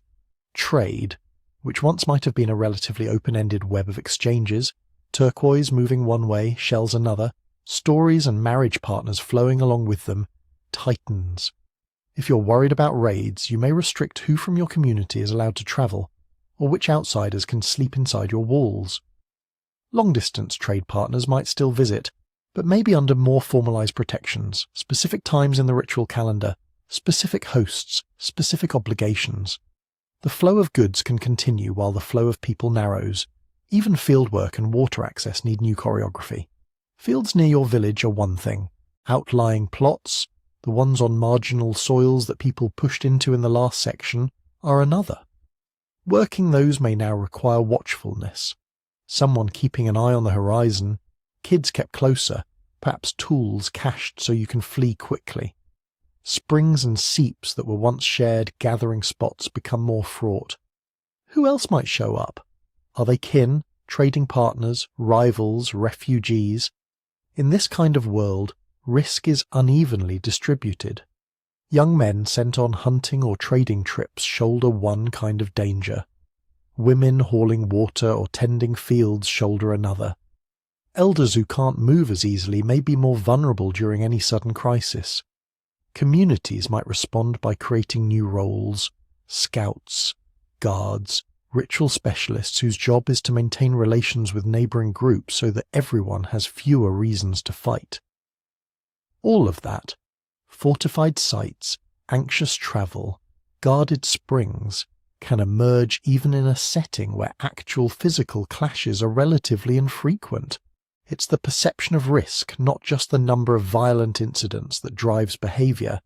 If you hear that a village 2 canyons over was attacked, you change your habits, whether or not you ever see an enemy yourself. Now fold that back into Drought. Thin soils, distant forests and stretched hunting grounds. If your harvest is uncertain and your woodlot is far, you depend more heavily on stored food, stored fuel, stored goodwill with your neighbours. Those stores make you wealthier in a certain sense, and therefore more attractive targets in another. Conflict, or even the threat of it, makes you stash more, which makes you more tempting to raid. It's a feedback loop. Tightening security also makes adaptation harder. In easier times, if your fields fail, you might go spend a season helping kin in another valley, or marry into a group with better water, or move your household to follow game. In a tense, fortified landscape, movement is suspect. Showing up unannounced at someone else's spring is now potentially provocative. Trying to plant in a new place could be read as encroachment rather than cooperation. So conflict, whether actual or anticipated, doesn't have to be the main cause of regional abandonment to be crucial. It acts like an accelerant poured onto a pile of already smouldering problems. Drought eats into surplus. Soil loss makes recovery slower. Forest distance raises the cost of staying warm. Under those conditions, even small acts of violence, a burned field here, a stolen cache of corn there, a murdered hunter who doesn't come home, carry outsized consequences. A community that might have muddled through another lean year finds itself without the buffer it counted on. Fear pushes people to cluster more tightly, to abandon outlying hamlets, to consolidate into fewer, larger, more defensible centres. That concentration strains local resources further, making the next bad year worse. From the outside, centuries later, it's tempting to write a simple script. They started fighting, and everything fell apart. The reality that emerges from the ground is messier, and, in a way, more human. People responded to insecurity with creativity as well as suspicion. They built stunning, sophisticated settlements in improbable places. They wove social rules and ritual obligations around travel and exchange to keep interactions manageable. They tried to live with both danger and obligation in the same small canyons. But there is a point where layering more watchtowers, more walls, more rules onto a stressed landscape doesn't restore stability. It just makes the system more rigid. At that point, leaving may begin to look less like defeat and more like the only flexible move left. And if you're going to walk away from stone cities and cliff palaces that your grandparents raised, you don't do it for one reason. You do it in a web of reasons: water, soil, wood, game, fear, hope, memory, all knotted together. Part of that knot is belief, how you understand what's happening, what the land and the ancestors and the spirits demand in a time of strain. To follow the decision to abandon into its deepest layers, we have to step into that realm next. If you lived in those canyons in the late 1200s, your world wouldn't just be fields and walls and watch points. It would be structured, down to the day, down to the hour, by ceremonies. The landscape was mapped in stories: springs, rock formations, distant peaks, all of them tied into origin narratives and migration paths. Villages weren't just where the water and soil were. They were where the stories said people should be. At the centre of that lived religion were kivas and plazas. A kiva is not just a meeting room. It's an opening to the underworld, a place where people emerge and return in ritual. The sipapu, a small hole or mark spot in the floor, symbolises the place of emergence. The benches, niches, hearth, ventilator, deflector stones, all of it laid out in a pattern that repeated from village to village with local variations.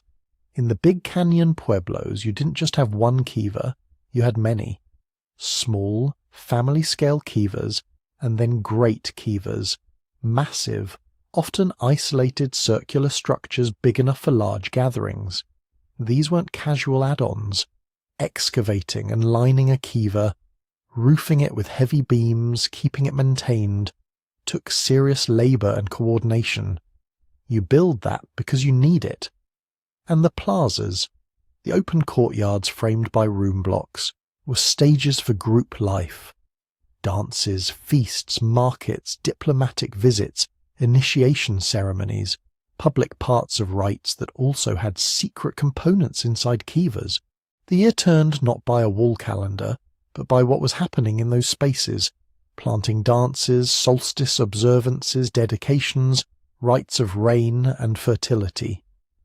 All of this ran on a ritual calendar tuned to the sky. We know from descendant Pueblo communities that ritual specialists track the sun's position on the horizon, the phases of the moon, sometimes the appearance of key stars. Shadow markers on cliff faces and room corners could have functioned as observatories. At Chaco Canyon, long before the Mesa Verde exodus, alignments and sightlines seemed to tie architecture directly to solstices and lunar standstills. In the 1200s, that legacy doesn't just vanish. People in the northern San Juan almost certainly had specialists, priests, astronomer farmers, ritual leaders, whose job it was to know where they were in sacred time and to coordinate ceremonies accordingly. That calendar did more than please the gods. It synchronized people. If everyone in the village knows that at midwinter you'll gather in the plaza to dance, that the kivas will be busy for days beforehand, that visitors from allied communities will arrive, then your labour and your emotions and your expectations all orbit shared events. Ritual pulls scattered households into one social rhythm. It tells you when to plant, when to travel, when to fast, when to feast, when to welcome strangers, when to shut the doors. Under stress, that system can hold people together, or it can begin to crack. Think about what happens when drought stretches from one bad year into a string of them. You do the rain ceremonies, you fast, you offer, you dance, you keep the fires and the songs going because that is what has always helped. When the clouds still don't come, the question becomes unavoidable. Is the problem us, or the rites, or the leaders? Archaeologically, you can't dig up a crisis of faith directly, but you can see its shadows. One line of evidence is in how kivas are used, and stopped being used. At some late sites, kivas are carefully cleaned and ritually closed. Sipapu sealed, hearths emptied, roof beams removed, sometimes offerings placed and plastered over. That looks like an orderly ending, a conscious termination of sacred space. At others, you find kivas chopped through, used as trash pits, cut by later walls. That suggests a change in meaning. A place that was once central becomes marginal, even reversed. You can also see shifts in scale. Earlier villages might have a few sizable kivas serving multiple households. Later, you sometimes see an explosion of small kivas or special-purpose rooms, as if rituals were fragmenting into many little circles rather than a few big ones. Or the opposite, smaller kivas fall out of use while a single great kiva or plaza dominates the site plan, hinting at authority coalescing into fewer hands. Changes in iconography, painted designs on plaster, patterns on pottery, carved or pecked imagery on rock, are another proxy. New motifs appearing quickly over a broad region might signal a new ritual cult or a new emphasis in belief. Conversely, the abrupt disappearance of once common symbols could mean that certain stories, clans or ceremonial societies lost influence, either peacefully or under pressure. All of this comes back to power. In a world where there are no written laws and no standing army, religious specialists and ritual knowledge carry enormous weight. Knowing the right songs, the right days, the right offerings, the right stories of origin, these are not just spiritual secrets, they are political resources. Many archaeologists think that in the centuries before the 1200s, some parts of the Ancestral Pueblo world saw increasing centralization of this kind of authority. Great houses aligned to celestial events, oversized kivas, road systems connecting outlying sites to central places like Chaco suggest that certain lineages or priesthoods could coordinate labor at a regional scale. Later, as the Chaco system waned, other centers rose, Aztec ruins to the north, for example, or pueblos in the Mesa Verde region itself. By the time the final droughts hit, leadership was probably already contested. Who gets to say when to plant, when to hold rain rites, when to send emissaries for corn or marriage partners? Whose ceremonial calendar prevails when neighbouring communities' schedules don't match? If you've built your legitimacy on maintaining balance with the non-human world, and that balance is visibly fraying, your authority is undercut. Under those conditions, collective decision-making can fracture. One path is hardening hierarchy. A shrinking surplus might push leaders to claim more control, over storage rooms, over the timing of distributions, over who gets access to key rituals. You could see more restricted spaces, doorless upper stories accessed by ladders, storage areas deep inside room blocks, kivas with limited entrances. Restricted access often maps onto restricted information and restricted authority. Another path is dispersal of power. Households might begin relying more on their own shrines and family ceremonies, rather than big community rites. Decisions about planting, migration or alliance could shift from plaza councils to smaller, more flexible gatherings. From the ground, this might look like variability in architecture within the same village. Clustering of some families into tight compounds, others more loosely affiliated, different styles of ritual rooms tucked into corners. Neither path is inherently peaceful. Tightening hierarchy can trigger resistance. Decentralization can create factionalism. If some groups align themselves with one set of rituals and leaders, and others with a competing set, you begin to get ideological fault lines layered on top of resource tensions.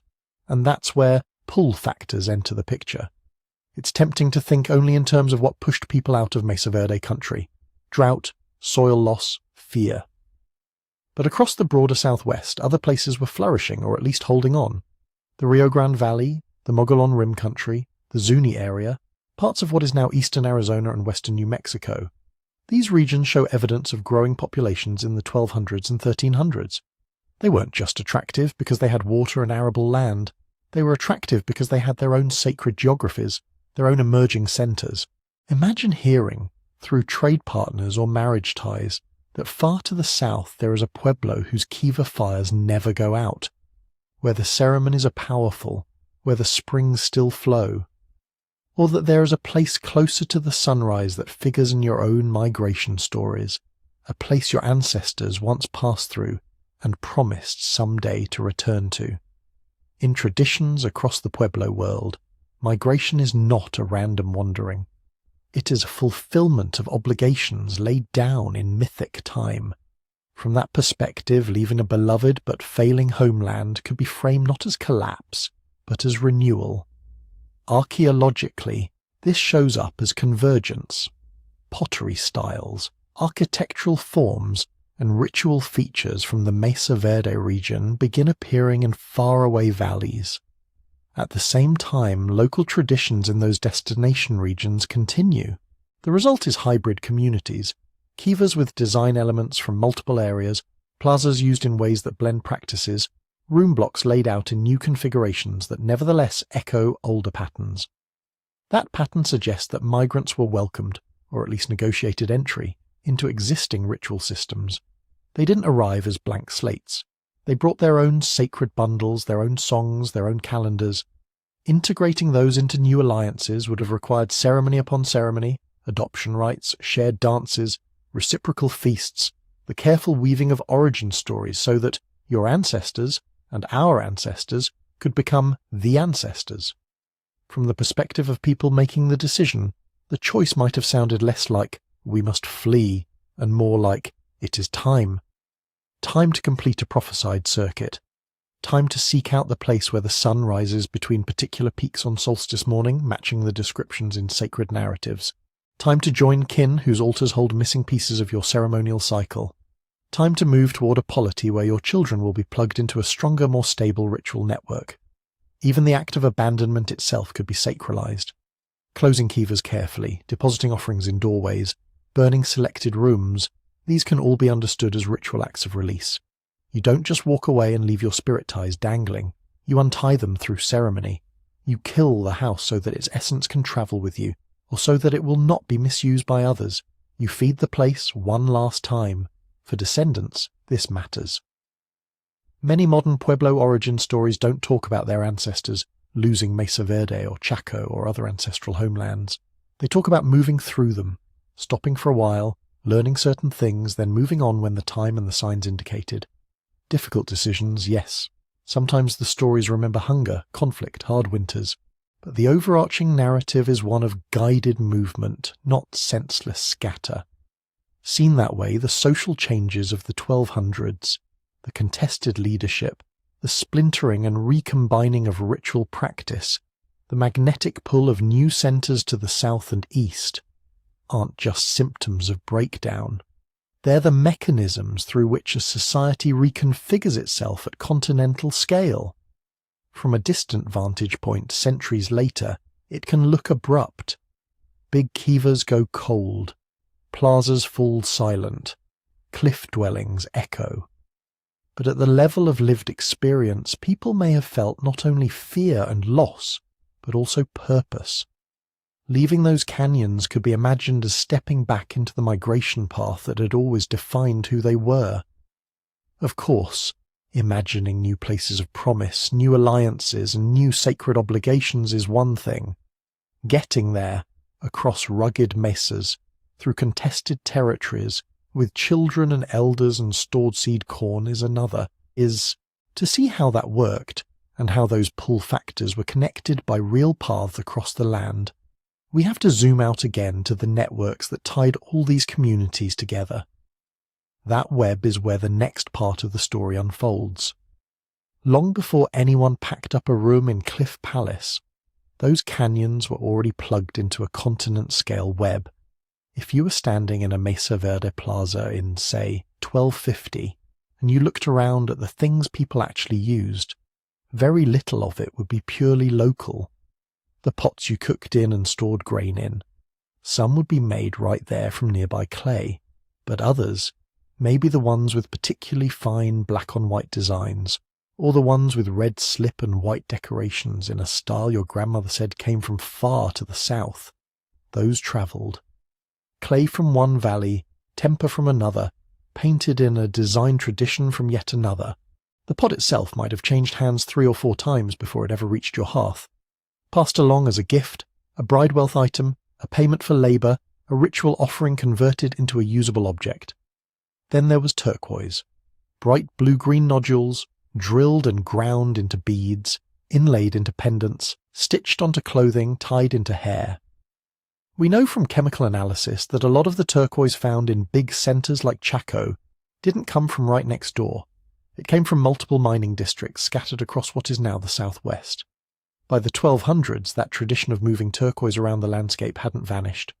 People in the northern San Juan were still part of that exchange sphere, moving stones that carried not just material value but spiritual significance. Turquoise wasn't just pretty. It was tied into ideas about water, sky, fertility, and power.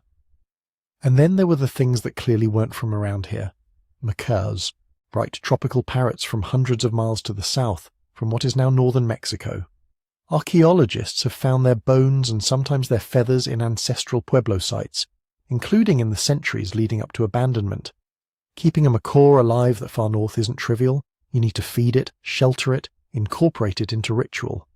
That means the bird isn't just a curiosity, it's a node in a live relationship stretching across deserts and mountain ranges. Salt, too, moved along these paths. Certain springs and deposits were famous sources. People travelled to them, sometimes on dedicated pilgrimages, sometimes as part of mixed trading ventures. Salt is a basic dietary need, but it's also a ritual substance, for purification, for sealing agreements, for offerings. A community cut off from reliable salt isn't just nutritionally stressed, it's ceremonially impaired. And of course, food itself travelled. Not usually in bulk, the way later empires would move grain by the ton, but surpluses could still flow along kinship and exchange networks. A village that had a decent harvest might host feasts and send guests home with baskets of corn or squash. A community that specialised in certain crops or processing techniques, better dried meat, better parched corn, better ground flour, could turn that into leverage and obligation. When your own fields failed, you didn't automatically starve. You sent runners and messengers along the routes your ancestors had used, calling in favours, renewing ties, asking allies to share. Under good conditions, this web of exchange did something remarkable. It smoothed out the bumps. If one valley had a bad year, a well-functioning network could buffer it with resources from somewhere less affected. If one centre's ritual calendar called for a big event, trade and gift exchange around that event could redistribute material and social capital. Pottery, turquoise, macaws, salt, food, and the ideas and stories attached to them were all ways of moving stability around. But that same complexity made the system fragile. Because it wasn't just corn and parrot feathers riding those trails, legitimacy was too. Leaders, whether we call them chiefs, headmen, priests, or something more fluid, drew part of their authority from being able to orchestrate connections. If you can guarantee that visiting traders will show up for your solstice ceremony, that exotic goods will arrive on schedule, that people from 3 or 4 regions will gather in your plaza to dance and feast, then you're not just coordinating ritual, you're proving that the world works through you. Now imagine what happens when the world stops cooperating. Extended droughts in the late 1200s didn't just reduce yields in one canyon. Tree ring studies show broad regional patterns of low rainfall and short growing seasons. If many communities are under stress at the same time, that smoothing function of trade starts to break down. Your partners who once sent you surplus corn may no longer have any to spare. The salt expedition you planned gets ambushed or turned away because the people at the salt source are themselves on edge. The trader who would normally bring macaws or shell from the south doesn't arrive this year or the next. From the outside, that looks like a disruption in goods. From inside the society, it looks like cracks in meaning. If your authority depends partly on being the kind of leader whose alliances hold, whose ritual obligations are reciprocated, and whose big gatherings are well supplied, then each failed caravan, each missed feast, each undelivered promise chips away at your position. People start to ask, why didn't our neighbours send food? Did we offend them? Did you mismanage that relationship? Are our ceremonies no longer effective? Are the stories that tied us to that salt spring still valid? Or have we strayed from the proper path? The archaeology hints that interaction spheres, the geographic zones within which people regularly exchange goods, marriage partners and ritual knowledge, were changing right around the time Mesa Verde was abandoned. Earlier in the Ancestral Pueblo story, you see broad stylistic unities, pottery types, architectural layouts, ritual forms that spread across huge areas from Chaco to the edges of the Colorado Plateau. Those patterns suggest wide integrated networks. By the 1200s and 1300s, things look more fragmented and reconfigured. Some regions that had once shared styles diverge. Others, especially to the south and east, the Rio Grande, the Zuni area, the Mogollon Rim, start showing convergences, hybrid pottery designs, mixed architectural features, new combinations of ritual spaces. It looks as if the map of who was connected to whom was being redrawn. One way to see this is as collapse, a big centralized system like Chaco's giving way to a more fractured landscape of smaller competing networks. But you can also see it as migration playing out along pre-existing lines. People don't move randomly. They move along threads they already know. If your aunt married into a village 2 weeks' travel away, if your clan has a ritual obligation at a shrine in a distant valley, if traders regularly pass through carrying news of a river where the crops still do well, those become your options. When a household or a faction decides to leave, they almost never head off into a blank unknown. They set their feet on paths that have been worn by centuries of exchange. You can imagine a sequence like this. First, bad years. Then tense conversations in kivas and plazas about whether to stay or go. Meanwhile, traders arrive from the south with stories. Yes, the drought is bad, but the river valleys still have some flow. Yes, there's conflict here and there, but certain pueblos are growing, building new room blocks, adding kivas. Maybe they even bring back new ritual knowledge, new painted designs, new songs that are starting to gain traction. As trust in local leadership erodes, and as big regional integrators like Chaco have long since lost their central grip, those alternative centres become more attractive, not just spiritually, as we talked about in the previous section, but logistically. They're reachable. Your cousins are there, your pottery already circulates in their markets, you know which springs you can camp near on the way because generations of salt and turquoise caravans have mapped the stops. In that sense, migration is less a desperate leap, and more a reorientation of the existing network. When enough households make that choice, though, the network can tip quickly. Think about intervillage trust as a kind of currency. You trust that your neighbours will welcome you to their plaza during ceremony, that they won't raid your fields when your young men are away on a trading trip, that they'll honour old agreements about water and hunting grounds. But under stress, when corn is short, when rumours of raids trickle in, when stories circulate that some community failed to reciprocate a feast or misused a sacred object, that trust can evaporate fast. Archaeological hints of palisades, defensive ditches, arrow points embedded in bones or plastered walls, burned room blocks. All of these suggest that, in some pockets, violence spiked in the late 1200s. That doesn't mean everyone was at war with everyone. It means enough incidents occurred to change how people saw their neighbours. One raid, real or rumoured, might cause a village to cancel a planned trade fair. Another might lead people to wall off an open plaza, to station lookouts, to stop sending their children to distant relatives for extended visits. Suddenly, the routes that once moved salt and macaws and marriage partners are seen as dangerous. Messengers are suspected of being scouts. Strangers at the spring are no longer automatically guests, they're potential threats. As trust retracts, so does the network's ability to buffer crisis. Your world starts to shrink. Instead of drawing on partners 3 or 4 valleys away, you rely on the few communities you still believe won't attack you. If those too begin to wobble, if they're also under stress, also losing confidence in the old arrangements, then the safety net tears. That's when regional change can accelerate dramatically. One year, you have a laced-together landscape of dozens of pueblos, all tied into overlapping exchange circuits. A decade or two later, if enough households have left along those same circuits for the Rio Grande or the Zuni heartland, if enough relationships have soured, if enough routes have become perilous, you can end up with entire districts effectively hollowed out.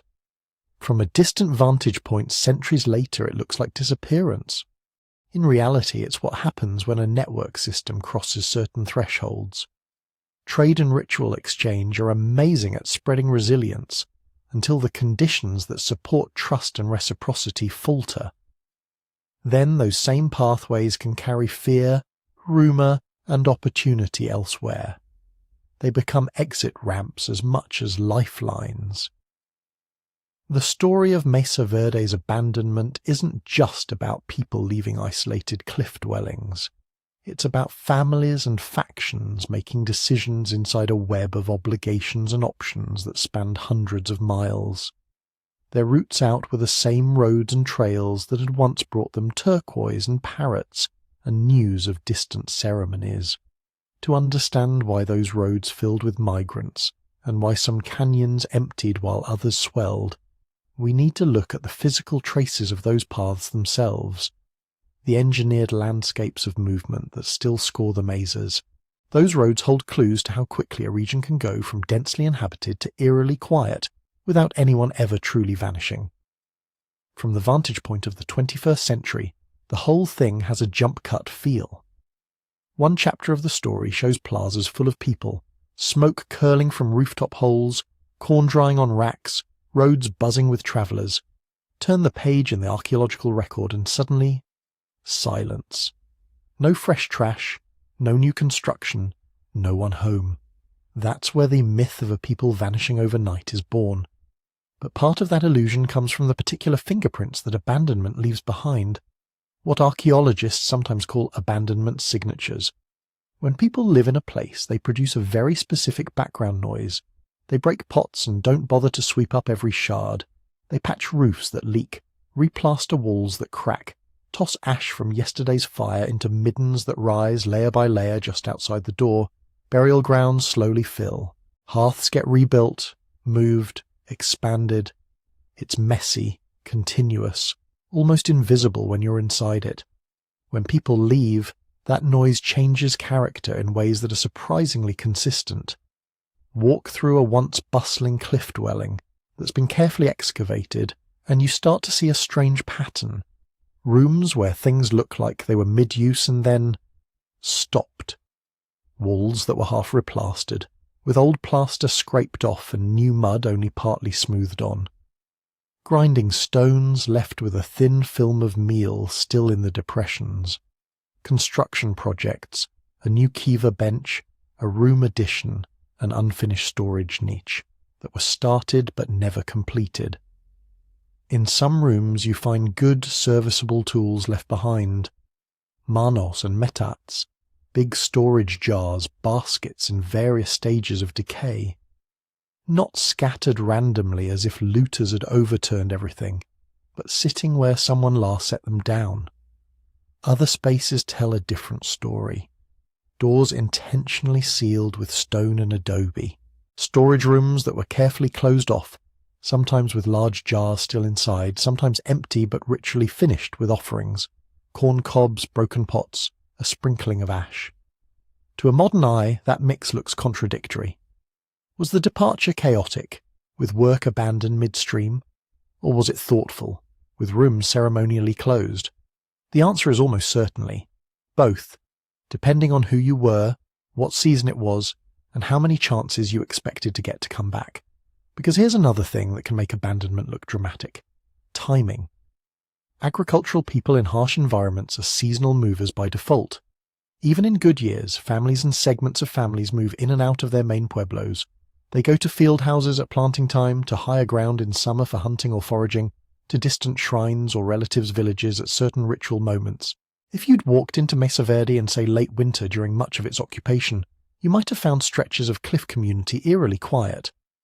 Many people would be in the lowlands, tending winter fields or staying closer to unfrozen water.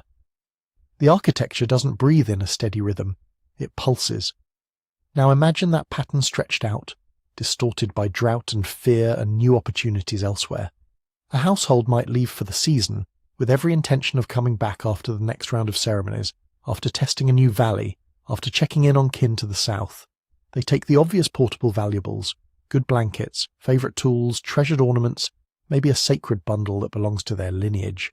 They leave behind the heavy stuff, big grinding slabs, bulky jars set deep into bins in the floor. Why haul £100 stone if you think you'll be back before long? But the season goes badly. The crops fail again. Word comes that another village in the next canyon has packed up for the Rio Grande. Maybe there's news of a raid that hit close to home. Maybe the people you were depending on for ritual support don't show. When the time comes that you would normally head back up to the cliffs, you don't.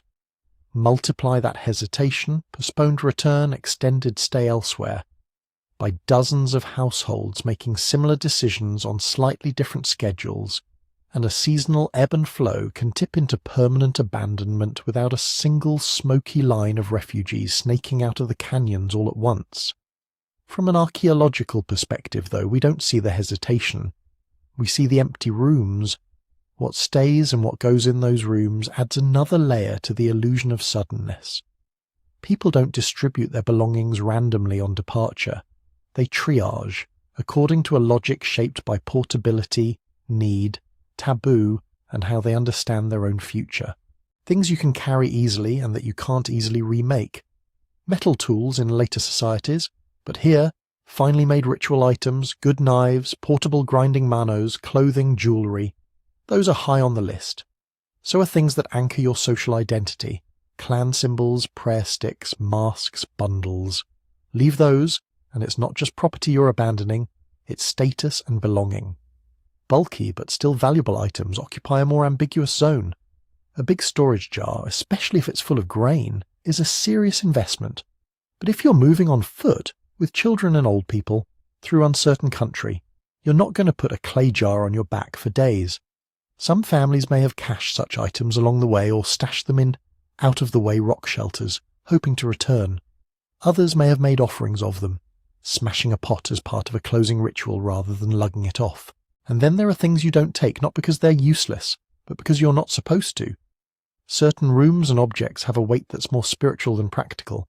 A kiva that has seen generations of ceremony, a shrine niche, a burial cluster. Destroying those or prying loose everything of value from them might be seen as inviting misfortune. Better to leave them with the proper closing gestures, scattering cornmeal, placing a token offering, sealing an entrance, than to strip them bare. When archaeologists find, for instance, a room sealed with a neat plug of masonry, with the floor swept clean, and a few objects clearly arranged with intent, that doesn't scream panic. It suggests a planned departure, framed as an ending that had to be marked correctly. In the same site, a different room might contain toppled jars, ash left in place, tools dropped near the hearth. Maybe that household left under duress. Maybe they meant to come back in a few days and never could. Maybe someone died suddenly, and their relatives vacated the room without going through the full closure ritual. Across a whole community, these individual stories blend into a general signature. Fewer hearths show the charcoal of recent use. Fewer walls are patched. Fewer roofs are rebuilt. Trash layers thin and stop. Burials in local cemeteries dwindle and end. That's what scholars mean when they talk about silent cities. It's not that the stones themselves are speaking in some mystical way. It's that all the mundane indicators of life fall quiet. You can trace it stratigraphically. Earlier layers show constant fiddling. New post holes cut through old plaster, successive floors laid down over each other, discarded maize cobs and broken pots building up in corners. Then, near the top, the activity tails off. Rooms that used to be cleaned regularly are allowed to accumulate dust. Roof timbers rot and fall without anyone clearing them. The last few hearths are small, they're ash-thin, as if fewer people are cooking. Even the dead move elsewhere. In many Ancestral Pueblo communities, people buried their relatives nearby, under room floors, in courtyards, in dedicated cemeteries. As departure nears, those burials decline. Bodies show up instead in regions that will later be known as Zuni, Acoma, or the Rio Grande Pueblos. The silent site isn't where people stopped living, it's where they stopped dying. From far away in time, this pattern can look like an abrupt switch. There's occupation, then there isn't. Our minds want to fill in that gap with something equally abrupt. A massacre, a plague, a mysterious disappearance. And once a dramatic story like that takes hold, it tends to stick. By the time Euro-American explorers and surveyors started stumbling across cliff dwellings in the 19th century, the people who built them had long since woven their own migrations into origin stories, clan histories, and sacred narratives. Those aren't meant to be read like GPS logs. They compress generations into mythic episodes, attach movements to moral lessons, frame departure as obedience to spiritual instruction rather than reaction to soil depletion or trade breakdown. Colonial chroniclers, missionaries, and later popular writers heard snippets of those stories. We came from the north. Our ancestors once lived in cliff houses, and often interpreted the empty stone villages through their own lenses. Lost tribes, vanishing races, ghost peoples. Add in the eerie preservation of some cliff sites, walls still standing, plaster still faintly painted, pots still sitting on ledges, and it becomes easy to conjure scenes of sudden flight. It looks to an untrained eye as if someone stepped out for a moment and never came back. What's missing in that picture is the slow, messy, overlapping reality. Decades of hard choices, partial moves, seasonal absences that quietly turned into permanent ones, ritual closures stretched out over years. A region can lose most of its resident population in a few human lifetimes, without any single night of catastrophe. That's fast enough that, in oral tradition, it can feel like a single turning. Fast enough that, in the archaeological record, it looks like a sharp drop rather than a long slope. Fast enough that later outsiders, looking at the stones and not knowing the routes out, reach for the language of disappearance. But if you follow those routes, the story reads differently. The same centuries that see hearths go cold in Mesa Verde show new hearths lighting up along the Rio Grande and in other river valleys to the south. Architectural styles, pottery designs, ritual features that had been common in the northern San Juan reappear in those emerging pueblos, blended with local traditions into new forms. The supposed vanishing is really a redistribution. To understand that shift, you have to step out of the canyons and onto the trails themselves, the roads and paths that carried households away, and the new places where those travellers turned empty stone villages into remembered homelands, rather than ruins of a lost people. If you zoom out from any one canyon and look at a map of the whole northern southwest, a different pattern starts to emerge. Those silent cities are not isolated. They sit at the northern end of a web. Some of that web is literal. On the ground, you can still trace segments of engineered roadways built centuries before the big departures, straight, wide, sometimes cut or levelled through rough terrain in ways that go far beyond casual footpaths, out from Chaco, down off the mesas, across the desert flats. Not all of those roads point toward the places people eventually went, but they show you something crucial. This was never a world of self-contained canyons. It was a landscape already laced with movement. By the late 1200s, when the last large communities in places like Mesa Verde, Cayenta, and the northern San Juan were thinning out, that movement seems to focus south and east along a few broad corridors, follow drainages and traversable passes, and certain routes almost choose themselves. From the Four Corners highlands, you can move down the San Juan and then cut over into the Chama and Rio Grande valleys. From the Cayenta region, you can angle south and east toward the Hopi Mesas. From the central Mesa Verde area, you can drop off the cliffs, cross through what's now northwestern New Mexico, and pick up the Rio Puerco and other feeders that lead, step by step, into the Rio Grande Basin. Archaeologists don't see caravans preserved in stone. What they see are fingerprints of continuity. Pottery styles distinctive to the Mesa Verde region, particular painted designs, rim forms, ways of finishing the clay, start showing up more often in assemblages hundreds of kilometers away. Kiva forms that were common in the north, certain floor grooves, bench arrangements, ventilator systems, appear suddenly in new villages along the middle Rio Grande. At Hopi, oral histories speak of clans arriving from the north, bringing specific rituals and symbols that get woven into Hopi society. Put that material trail together with those stories, and it becomes possible to sketch the broad roads out of the canyons. Not precise GPS lines, but bands of movement carrying people toward the Rio Grande Valley, the Zuni region, the Hopi Mesas, and other river systems to the south. Now imagine walking those roads, not as an abstract arrow on a map, but as one of the families that had to use them.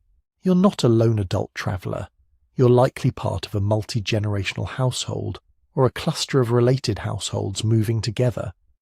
Among you are small children who can walk only some of the day, older people whose knees have already felt a lifetime of ladder-climbing pregnant women, maybe someone recovering from illness. On top of that, you're not just moving people, you're moving a future. That means seed. You can't count on wherever you end up having the varieties of corn, beans, and squash. Your people know how to grow in the exact combinations that fit your planting songs, your altars, your storage systems. So someone is responsible for a small but vital cargo.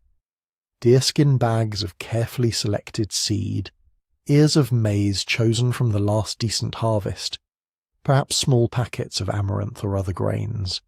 These aren't just groceries, they're continuity.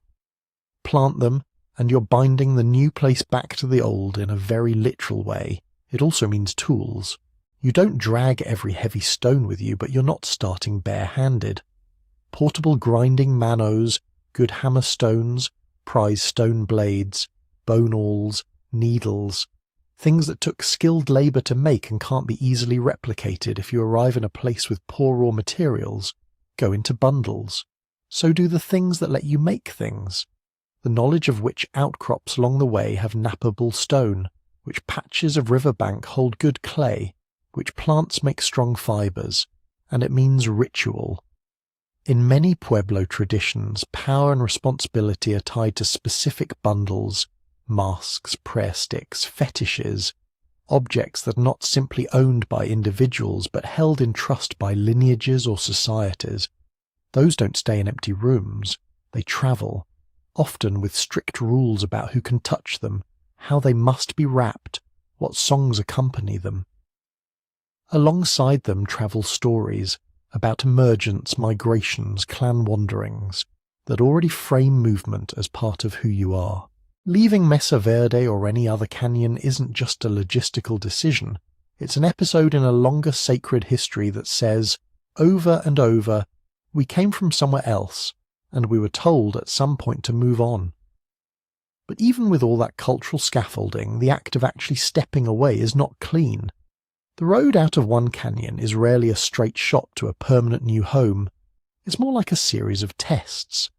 You move to a nearby valley first, maybe to reoccupy an older field area, or join relatives who left a few years earlier. You plant there for a season or two. If the rains cooperate, if the soil seems kind, if relations with neighbours are manageable, maybe this becomes the place. You reinforce the walls on an old room, dig new storage pits, start thinking about Kiva locations. If things go badly, if the wells go brackish, if frost kills the corn, if there are disputes over water with people upstream, you shift again. From the perspective of a single life, this might feel chaotic. A string of provisional homes, each one promising to be the last move, each one turning out to be just another way station. From an archaeological perspective, it can look like a flutter. Small sites occupied briefly, with only a handful of rooms and a few hearths before being abandoned in turn. Across the broader region, those flutters sometimes coalesce. Groups leaving different canyons, often on slightly staggered schedules, may find themselves converging at certain attractive nodes, confluences of streams, well-watered river terraces, places with existing shrines or springs already woven into older ritual geographies. Here, you start to see reaggregation. A hamlet of a few rooms grows into a plaza village with dozens. Separate households that had been spread thin across marginal lands condense into denser communities along more reliable water sources. Architectural layouts shift to accommodate that density. Plazas get larger, room blocks more continuous, kivas more numerous. Socially, that's a major renegotiation. You're not just rebuilding architecture, you're rebuilding how you live with other people. Some of these new villages clearly include populations with mixed origins. You can see it in pottery assemblages that combine northern San Juan styles with older local types, in architectural features that blend design cues from several regions, in oral histories that remember the place as a meeting ground of multiple clans. How do migrants get to stay in such places? They don't simply show up, plunk down a house, and declare themselves residents. Access to water, fields, and timber is controlled, not as private property in the modern sense, but through webs of kinship, reciprocal obligation, and ritual authority. If you're arriving in a valley where people already live, your safest strategy is rarely conquest. It's relationship. Maybe you already have relatives there. Kin ties created generations earlier through marriage exchanges, trade partnerships, shared ceremonies. You bring gifts, food, cloth, perhaps a share of your remaining seed. You participate in their rituals, and if you carry your own bundles, you may offer to add your ceremonies to their calendar, enriching the village's ritual life in ways that can benefit everyone. In return, you're granted rights. Not abstract land titles, but responsibilities. To plant a certain stretch of terrace, to maintain a canal, to help re-roof a kiva, to patrol for danger on a particular ridge. With those duties comes the right to draw water from a ditch, to gather wood in a certain stand of pinyon or juniper, to plant under the protection of a particular shrine. Timber, in particular, is not an infinite resource in this world. In many canyon regions, earlier construction booms had already thinned nearby forests. Moving into new areas, you're negotiating not just for a place to build, but for the right to cut beams for those roofs, in some cases hauling them from farther and farther away. Those negotiations aren't always peaceful. Evidence from some late 13th century sites suggests episodes of conflict, burned buildings, people killed violently. But along the roads that succeeded, the more important story may be one of patient, sometimes tense integration. Clans from the north slowly becoming part of existing communities, or banding together with other migrants to found new ones along rivers that could sustain them. Underneath all the logistics, the seed bags, the tool bundles, the water rights, there's the emotional weight. Imagine being a child walking away from a cliff dwelling that has been the centre of your world, watching it shrink behind you as the trail bends, not knowing if you'll ever see it again. Imagine being an elder who helped replaster those kiva walls in your youth, now leaning on a stick as younger hands steady you on rough ground. Some people may be excited, seeing in the move the possibility of better fields, less hunger, a fresh start. Others are grieving long before the canyon falls out of sight. Those feelings don't leave traces in adobe. They don't fossilize in pottery shards. They surface instead in the myths and songs that later generations carried. Stories of hard journeys, of sacred springs discovered after long wanderings, of ancestors who had to leave places they loved because the spirits told them, or because they had broken a rule and had to seek balance elsewhere. Even hope is complicated. You might believe deeply that the move is guided, not just by environmental necessity, but by spiritual instruction, by signs read in the sky, in the behavior of animals, in the outcome of ceremonies. You might also know, from recent memory, that crops fail even in promising places, that raiders can appear without warning, that children get sick on the trail. So when you tie on your sandals, shoulder your share of the load, and step onto the road out of the canyon, you're carrying more than seed and stone. You're carrying a mix of fear and determination, loss and anticipation, memories of what you're leaving and imagined pictures of what might lie ahead, along the Rio Grande, on the Hopi mesas, in any place where someone will let you plant and pray. For the archaeologist looking back, all of that collapses into patterns on a map, sites going quiet in one cluster of canyons, new ones flaring up in river valleys to the south and east. For the people living it, those were not patterns. They were choices made under pressure, one footstep at a time, and as those footsteps converged along the big river corridors, up toward the isolated mesas, the migrants from the north did not simply disappear into a formless mass. They arrived with names, clans, ceremonies, and memories, all of which would be woven over generations into the identities of the pueblos that still stand today. That's where the story turns next. What happened after the roads out of the canyons ended, and how new homes and new identities grew from the grief and hope carried along those trails. Follow those roads to where many of them end, and the landscape looks different. The deep, tight sandstone canyons give way to broader river valleys and open basins. Instead of scattered cliff alcoves, you start seeing villages pulled close around plazas, built out on low rises above floodplains, or strung along irrigable terraces beside dependable streams. Archaeologists sometimes call these aggregated pueblos, because compared to the smaller hamlets and farmsteads of earlier centuries, they're big. Not city big by modern standards, but big for this world.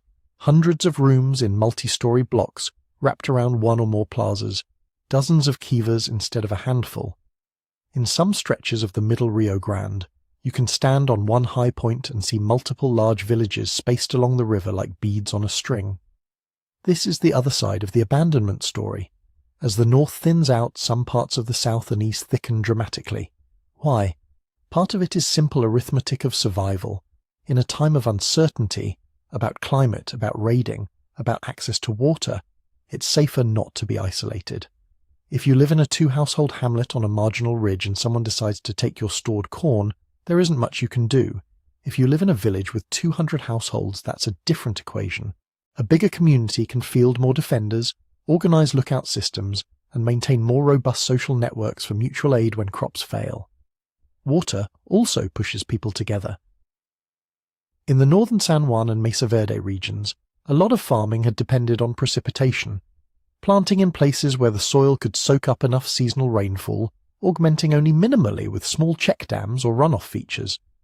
In the Rio Grande Valley and other southern basins, people had long been experimenting with more structured control of water, diverting small streams, spreading floodwaters onto fields, digging and maintaining ditches. Those systems work best when many hands are available to dig, clear, repair and patrol. They also work best when there are enough people to coordinate planting schedules, allocate turns, and resolve disputes. That kind of cooperation is easier if the people involved can literally shout to each other across the plaza instead of trekking miles between isolated farmsteads. So aggregation is partly about defense, partly about water, and partly about the efficiencies of cooperation when the margins are thin. But big villages are not just bigger versions of the old cliff communities. They're something socially new. In earlier centuries, a canyon settlement might be dominated by people whose families had been there for generations, sharing closely related histories. In these late 13th and early 14th century pueblos, you start seeing much more obvious mixing. You can see that in the clay.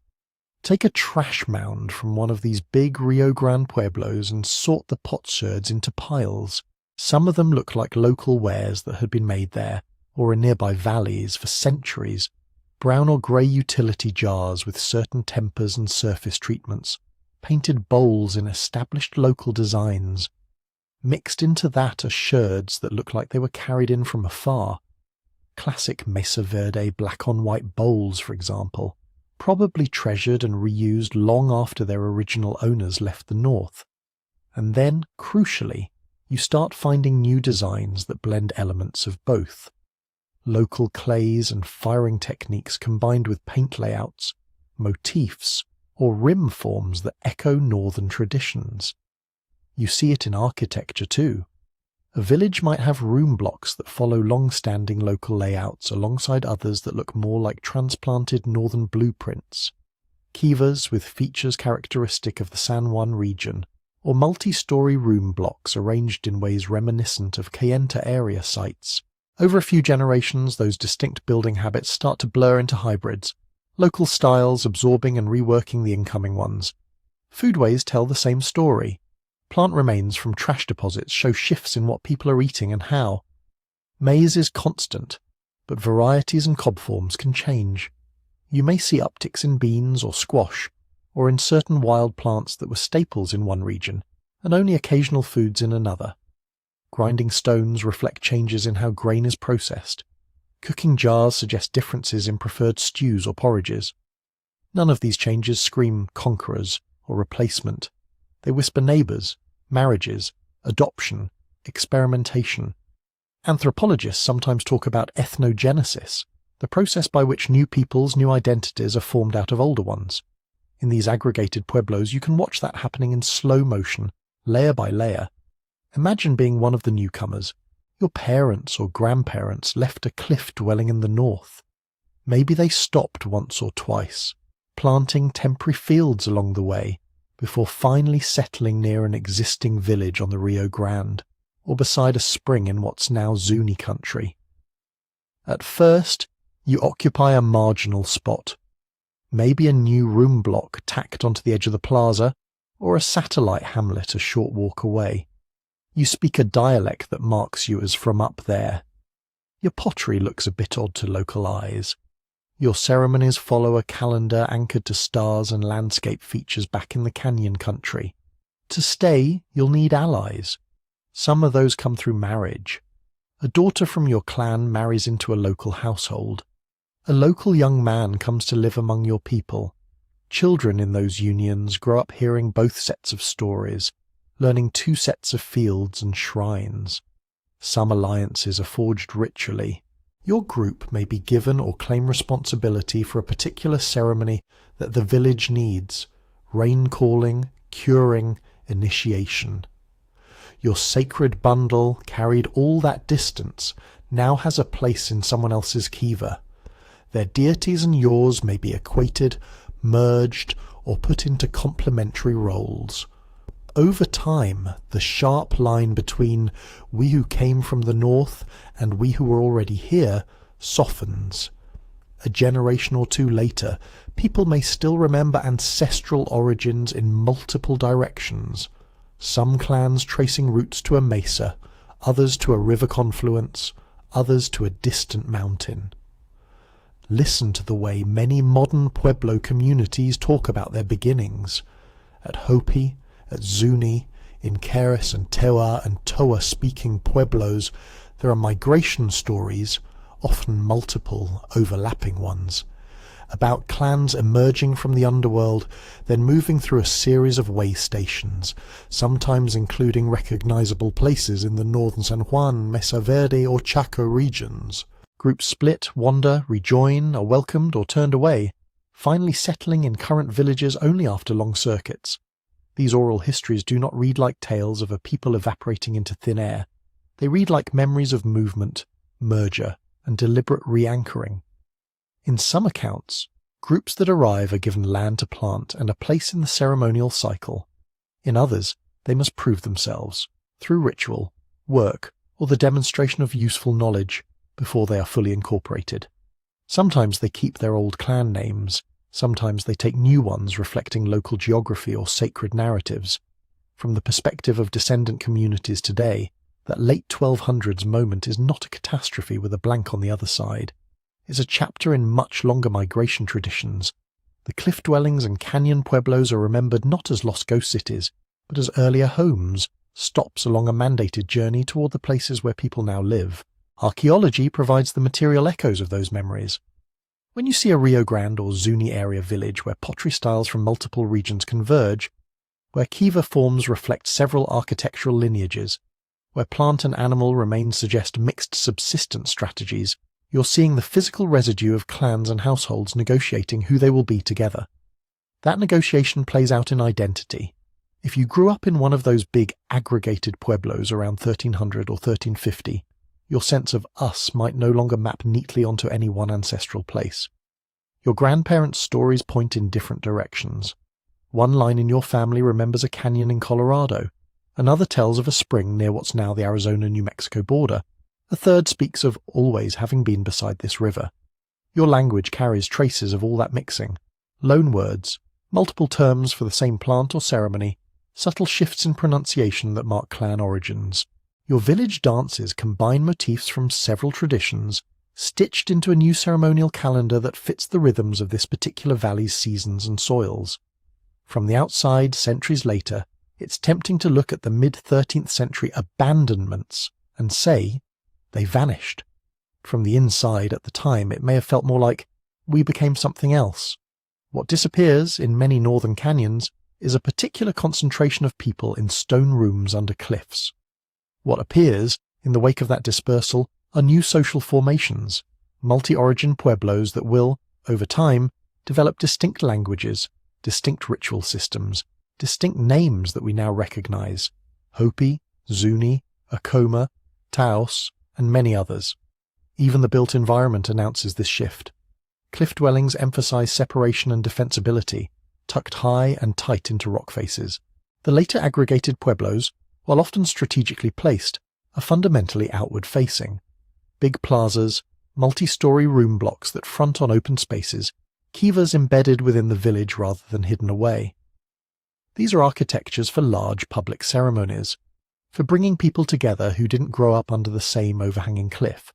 So when we look at the timeline and see Mesa Verde's grand dwellings go quiet around 1280, and then, a few generations later, see the Rio Grande and other regions densely populated by large pueblos, the question shifts. It's not just, why did they leave? It's also, what did they become? Material evidence, oral tradition, and the lived continuity of descendant communities all push toward the same reframing.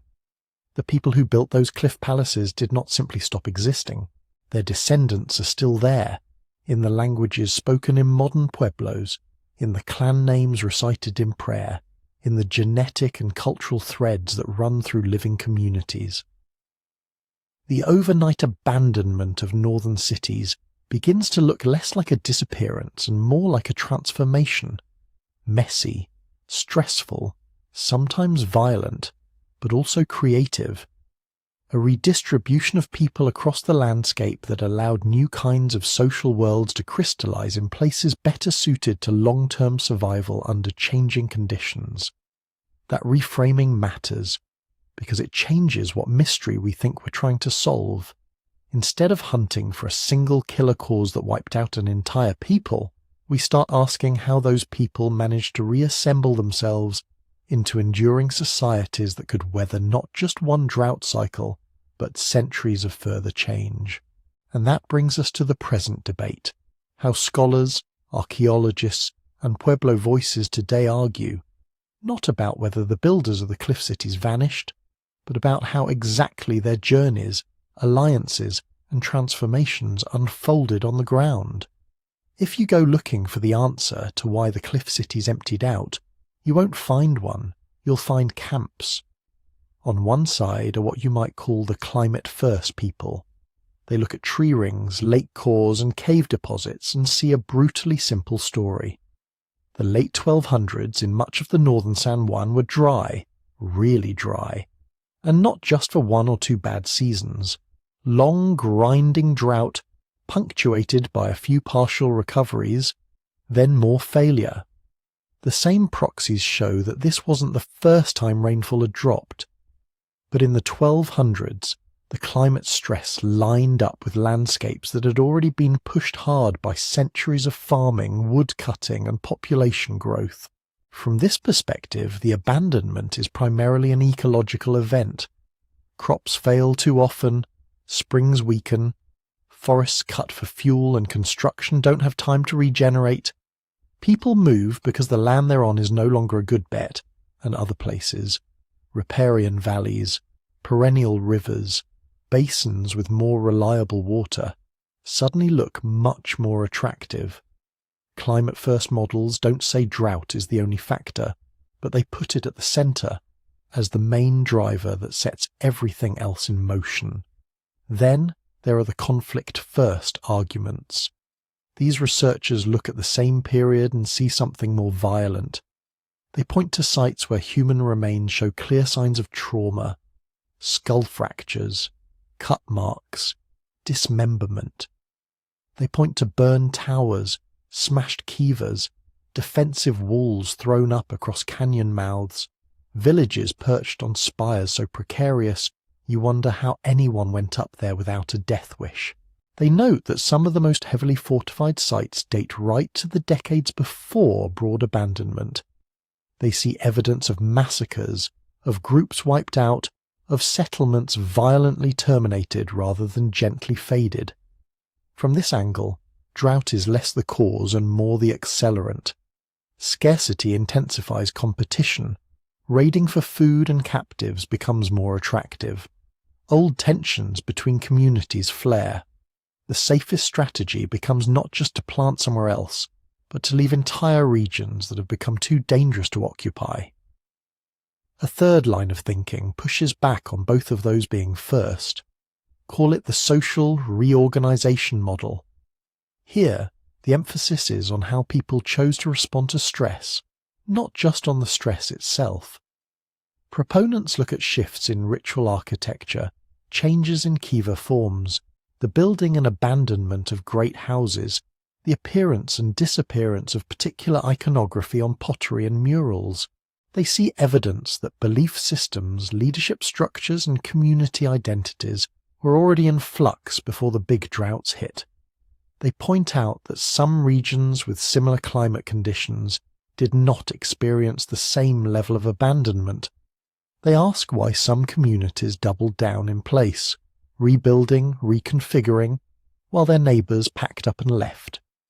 In this view, the key story isn't drought forced them out or violence drove them away, but people were renegotiating what it meant to be a community, and those renegotiations led some groups to dissolve, some to split, some to fuse with others, some to relocate as part of intentional restructuring.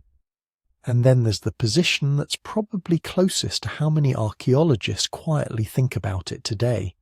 All of the above, and then some. Multi-causal models say, yes, climate matters. Yes, conflict matters. Yes, internal social reorganization matters. But none of those alone can account for the sheer complexity of what we see on the ground. A single canyon can hold sites that seem to end peacefully, with houses tidied up and valuables taken, sites that end in fire and scattered bones, sites that slowly thin over generations. Across the Four Corners region, abandonment is not a single event, but a patchwork of different endings over several decades, even a century. Multi-causal approaches insist that you can't pull one thread out and call it the explanation. Instead, you have to imagine layer on layer.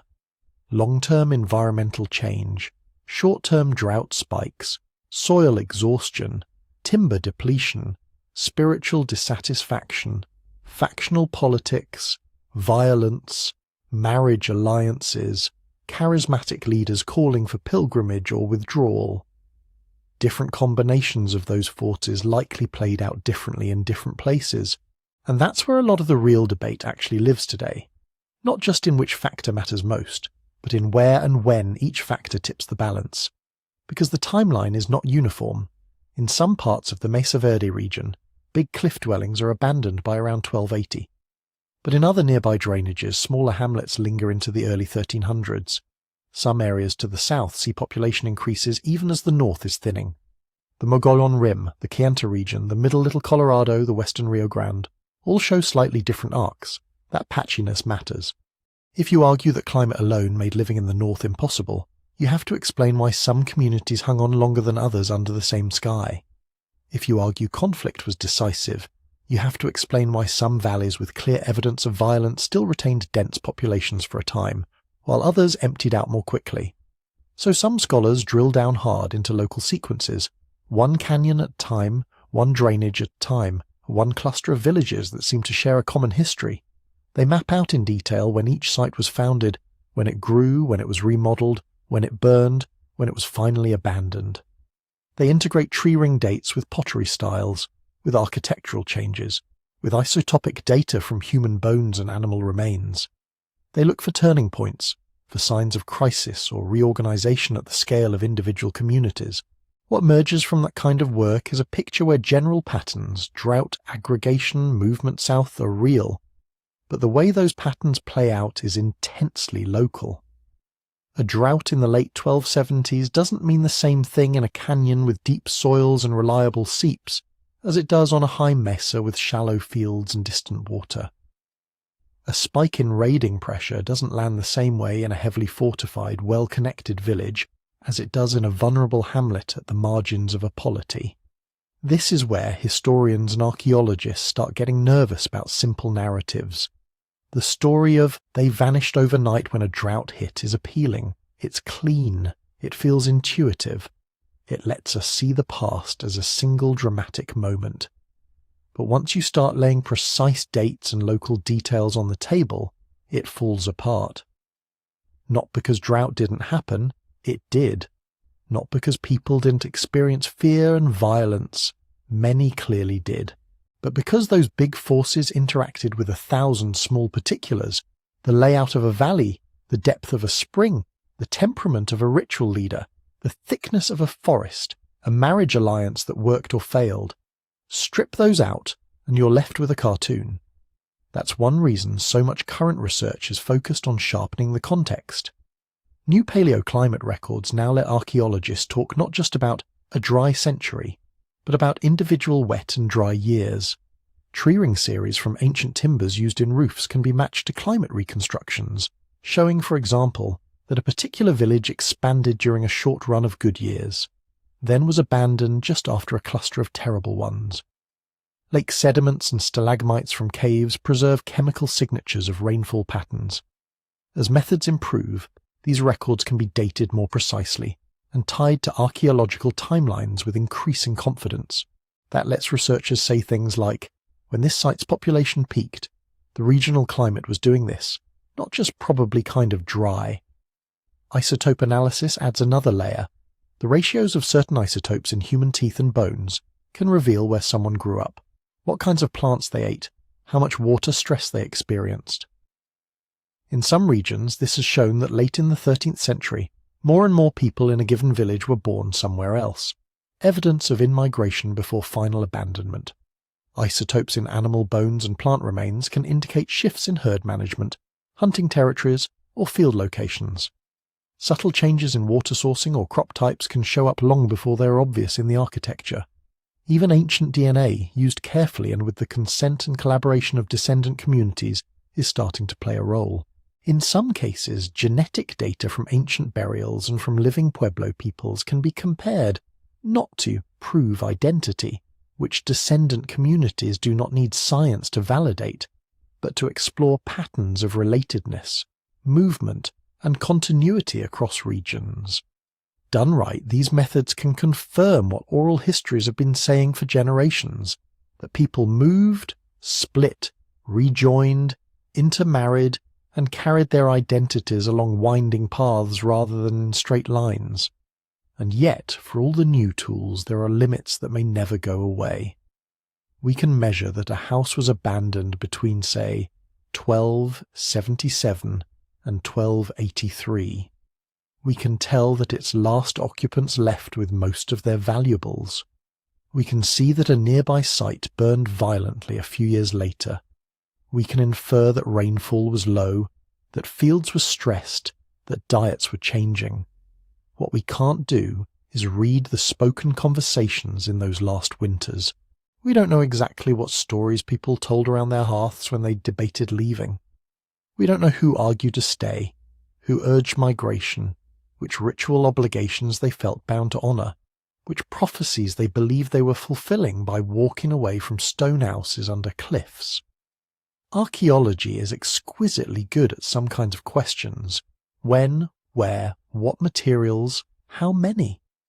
It is much weaker at why, in the sense of lived motives and meanings. Descendant communities fill in some of that with oral tradition, ceremony, and ongoing practice. But those sources are not simple transcripts of the 13th century. They are living, evolving narratives, shaped by everything that has happened since. Spanish invasion, missionization, forced schooling, land loss, resistance, survival. So scholars today work in a tension. On one hand, they have more data than ever before, dense chronologies, fine-grained climate records, chemical signatures of movement and diet, comparative studies across entire regions. On the other hand, they are increasingly aware of how much of the story will always remain opaque, especially at the level of individual intention and emotion. Many would argue that this uncertainty is not a flaw to be engineered away, but part of what makes the story honest. If we pretend we can pin down a single cause, a single moment, a single explanation that covers every canyon and every village, we're not really talking about the past anymore. We're telling ourselves a fable, maybe a useful one, maybe a scary one, but a fable all the same. Acknowledging uncertainty allows other kinds of questions to surface. Not just why did they leave, but how did they manage to recreate viable communities elsewhere under such pressure? Not just what destroyed those cliff cities, but what choices did people make that allowed their descendants to be here today, telling the story from their own vantage point. In that sense, the debate is not just among scholars, it's between different ways of relating to the same set of traces. Stone walls, broken pots, tree rings, stories, songs. Some want the past to give them a clear warning about climate collapse or social breakdown. Others want it to confirm stories of resilience, migration, and ongoing presence. Most serious researchers, and many Pueblo voices, live somewhere in the complicated middle, where drought and conflict and belief and politics and luck all matter, and where no single logic is allowed to erase all the others. That's where the mystery still lives today. Not in the idea that people vanished. They didn't. But in the precise human-scale pathways by which thousands of individuals in hundreds of communities decided, over and over, to step away from old homes and toward something else. The traces of those decisions are what we read in stone and clay and bone. The parts we can't see directly are what keep us asking. So where does that leave us? If you put all the pieces on the table, tree rings and tailless slopes, burned towers and carefully swept rooms, oral histories and isotopes, you end up with something like this. In the late 1200s, a lot of things went wrong at once. In a landscape where the margins were already thin, the climate leans dry, not as a single apocalyptic drought, but as a sequence of bad runs that keep coming back before fields and forests can really recover. Yields drop, springs grow fickle, people who have already shortened fallow cycles and cut younger and younger trees suddenly discover there is very little slack left. At the same time, those communities are not static. They've spent centuries building up big ceremonial centres, experimenting with new ritual forms, tying more and more households into regional networks of obligation, pilgrimage, and trade. That brings strength and stress. Not everyone benefits equally. Some communities start to feel like they're carrying more weight than they're getting back. Overlay scarcity on top of that, and the politics get sharper. Old alliances strain. Raiding that might once have been episodic becomes more tempting as a strategy. Some villages fortify, building walls and towers and moving to hard-to-reach ledges. Others respond not with more defence, but by leaning harder into ceremony, trying to rebalance the world through ritual. And then, within that big pattern, the small specifics start to matter a lot.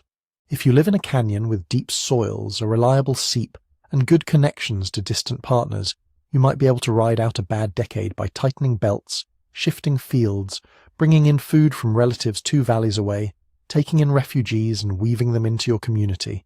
If you're on a high, exposed mesa with thin soil and long walks to water, the same sequence of dry years may hit like a hammer. You might look around and realize that even if the rains return, the forest is stripped, the soil tired, the old balance between people and land broken in ways that won't heal in your children's lifetimes. At that point, why leave flips into why stay. Not just in a practical sense, though practicality weighs heavily when your kids are hungry and your woodpile is small, but in a spiritual and social one. If your cosmology tells you that balance has been lost, that obligations elsewhere are calling, that migration is part of how people restore right relations with the world, then staying put in a failing landscape may feel not just risky, but wrong. So the most plausible story is not a single cause, but a convergence. Environmental stress tightens the screws. Social and religious systems already in motion channel that stress into particular responses. Some of those responses are violent, some are peaceful, some are experimental. New villages, new ritual spaces in new places. All of them are choices made by people who inherited stone cities they had every reason to love, and that, emotionally, is the part that can be hardest to wrap your head around. Because these weren't just houses. These were places layered with grandparents and great-grandparents, with songs about where to place each beam, with origin stories painted on kiva walls. People had buried their dead beneath those floors, raised their children in those courtyards, watched the sun track across those cliff faces for decades. Walking away from that is not a minor decision. It's not just the crops failed, time to move. It's leaving behind the visible proof that your ancestors did something extraordinary. They turned vertical sandstone into architecture and community. To go anyway, to step out onto those roads south and east, suggest a fierce clarity. Either the place can no longer sustain you, or the meaning of being your people has shifted in a way that demands movement, or most likely both at once. That's one of the quiet lessons the empty rooms still carry. From a distance they can look like failure, walls without roofs, kivas open to the rain, tumbled stones sliding down the talus. It's easy to read that as collapse. But if you get close enough, if you pay attention to what's gone as well as what's left, you start to see something else. You see that most valuables were taken, grinding stones removed, portable ritual objects carried away, roof beams in some cases pried out and reused elsewhere. You see rooms that were cleaned up rather than wrecked, hearths raked out, doorways sealed. You see that people didn't just die there, they departed. And when you follow the trails forward in time, to pueblos along the Rio Grande, the Zuni and Hopi mesas, the many other communities across the southwest that trace their histories through these migrations, you see that what looked like an ending from one vantage point is a beginning from another. The cliff cities, in that sense, teach a kind of resilience that doesn't always match our modern fantasies. We like stories where success means holding on, staying in the same house, the same city, the same way of life, no matter what. The Ancestral Pueblo story suggests that sometimes resilience looks like knowing when to walk, and having the social and spiritual tools to build life again somewhere else without losing who you are. They adapted not just by tweaking farming practices, but by reweaving entire landscapes of belonging. They carried ceremonies, kinship systems, and names across hundreds of miles. They turned departure into continuity. That's the mystery that still breathes in those canyons today. Not where did they go? Descendant communities have been answering that in their own ways all along. But what did it feel like to be the people who made that call?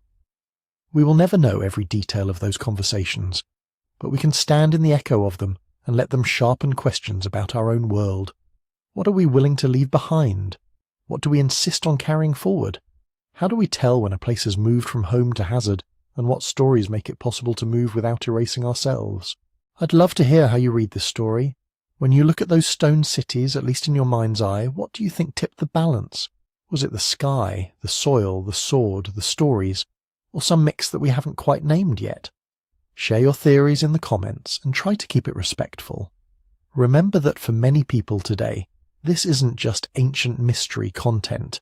It's family history, living tradition. If you want to go deeper into this kind of deep time detective work, how we piece together prehistoric lives from tiny traces, I've put a lot more in my book about prehistoric secrets and the hidden hinges of human history. You can read more about it and pick up a copy if you'd like at sleepytimehistory.com. And if you found this exploration thought-provoking, it really helps the channel if you like this video, subscribe, and turn on notifications so you don't miss what comes next. Drop a comment to tell me where you're listening from. I'm always fascinated by the journeys these stories take, from a 13th century canyon to wherever you are right now. Thanks for being here, and for letting this old mystery breathe a little in your imagination.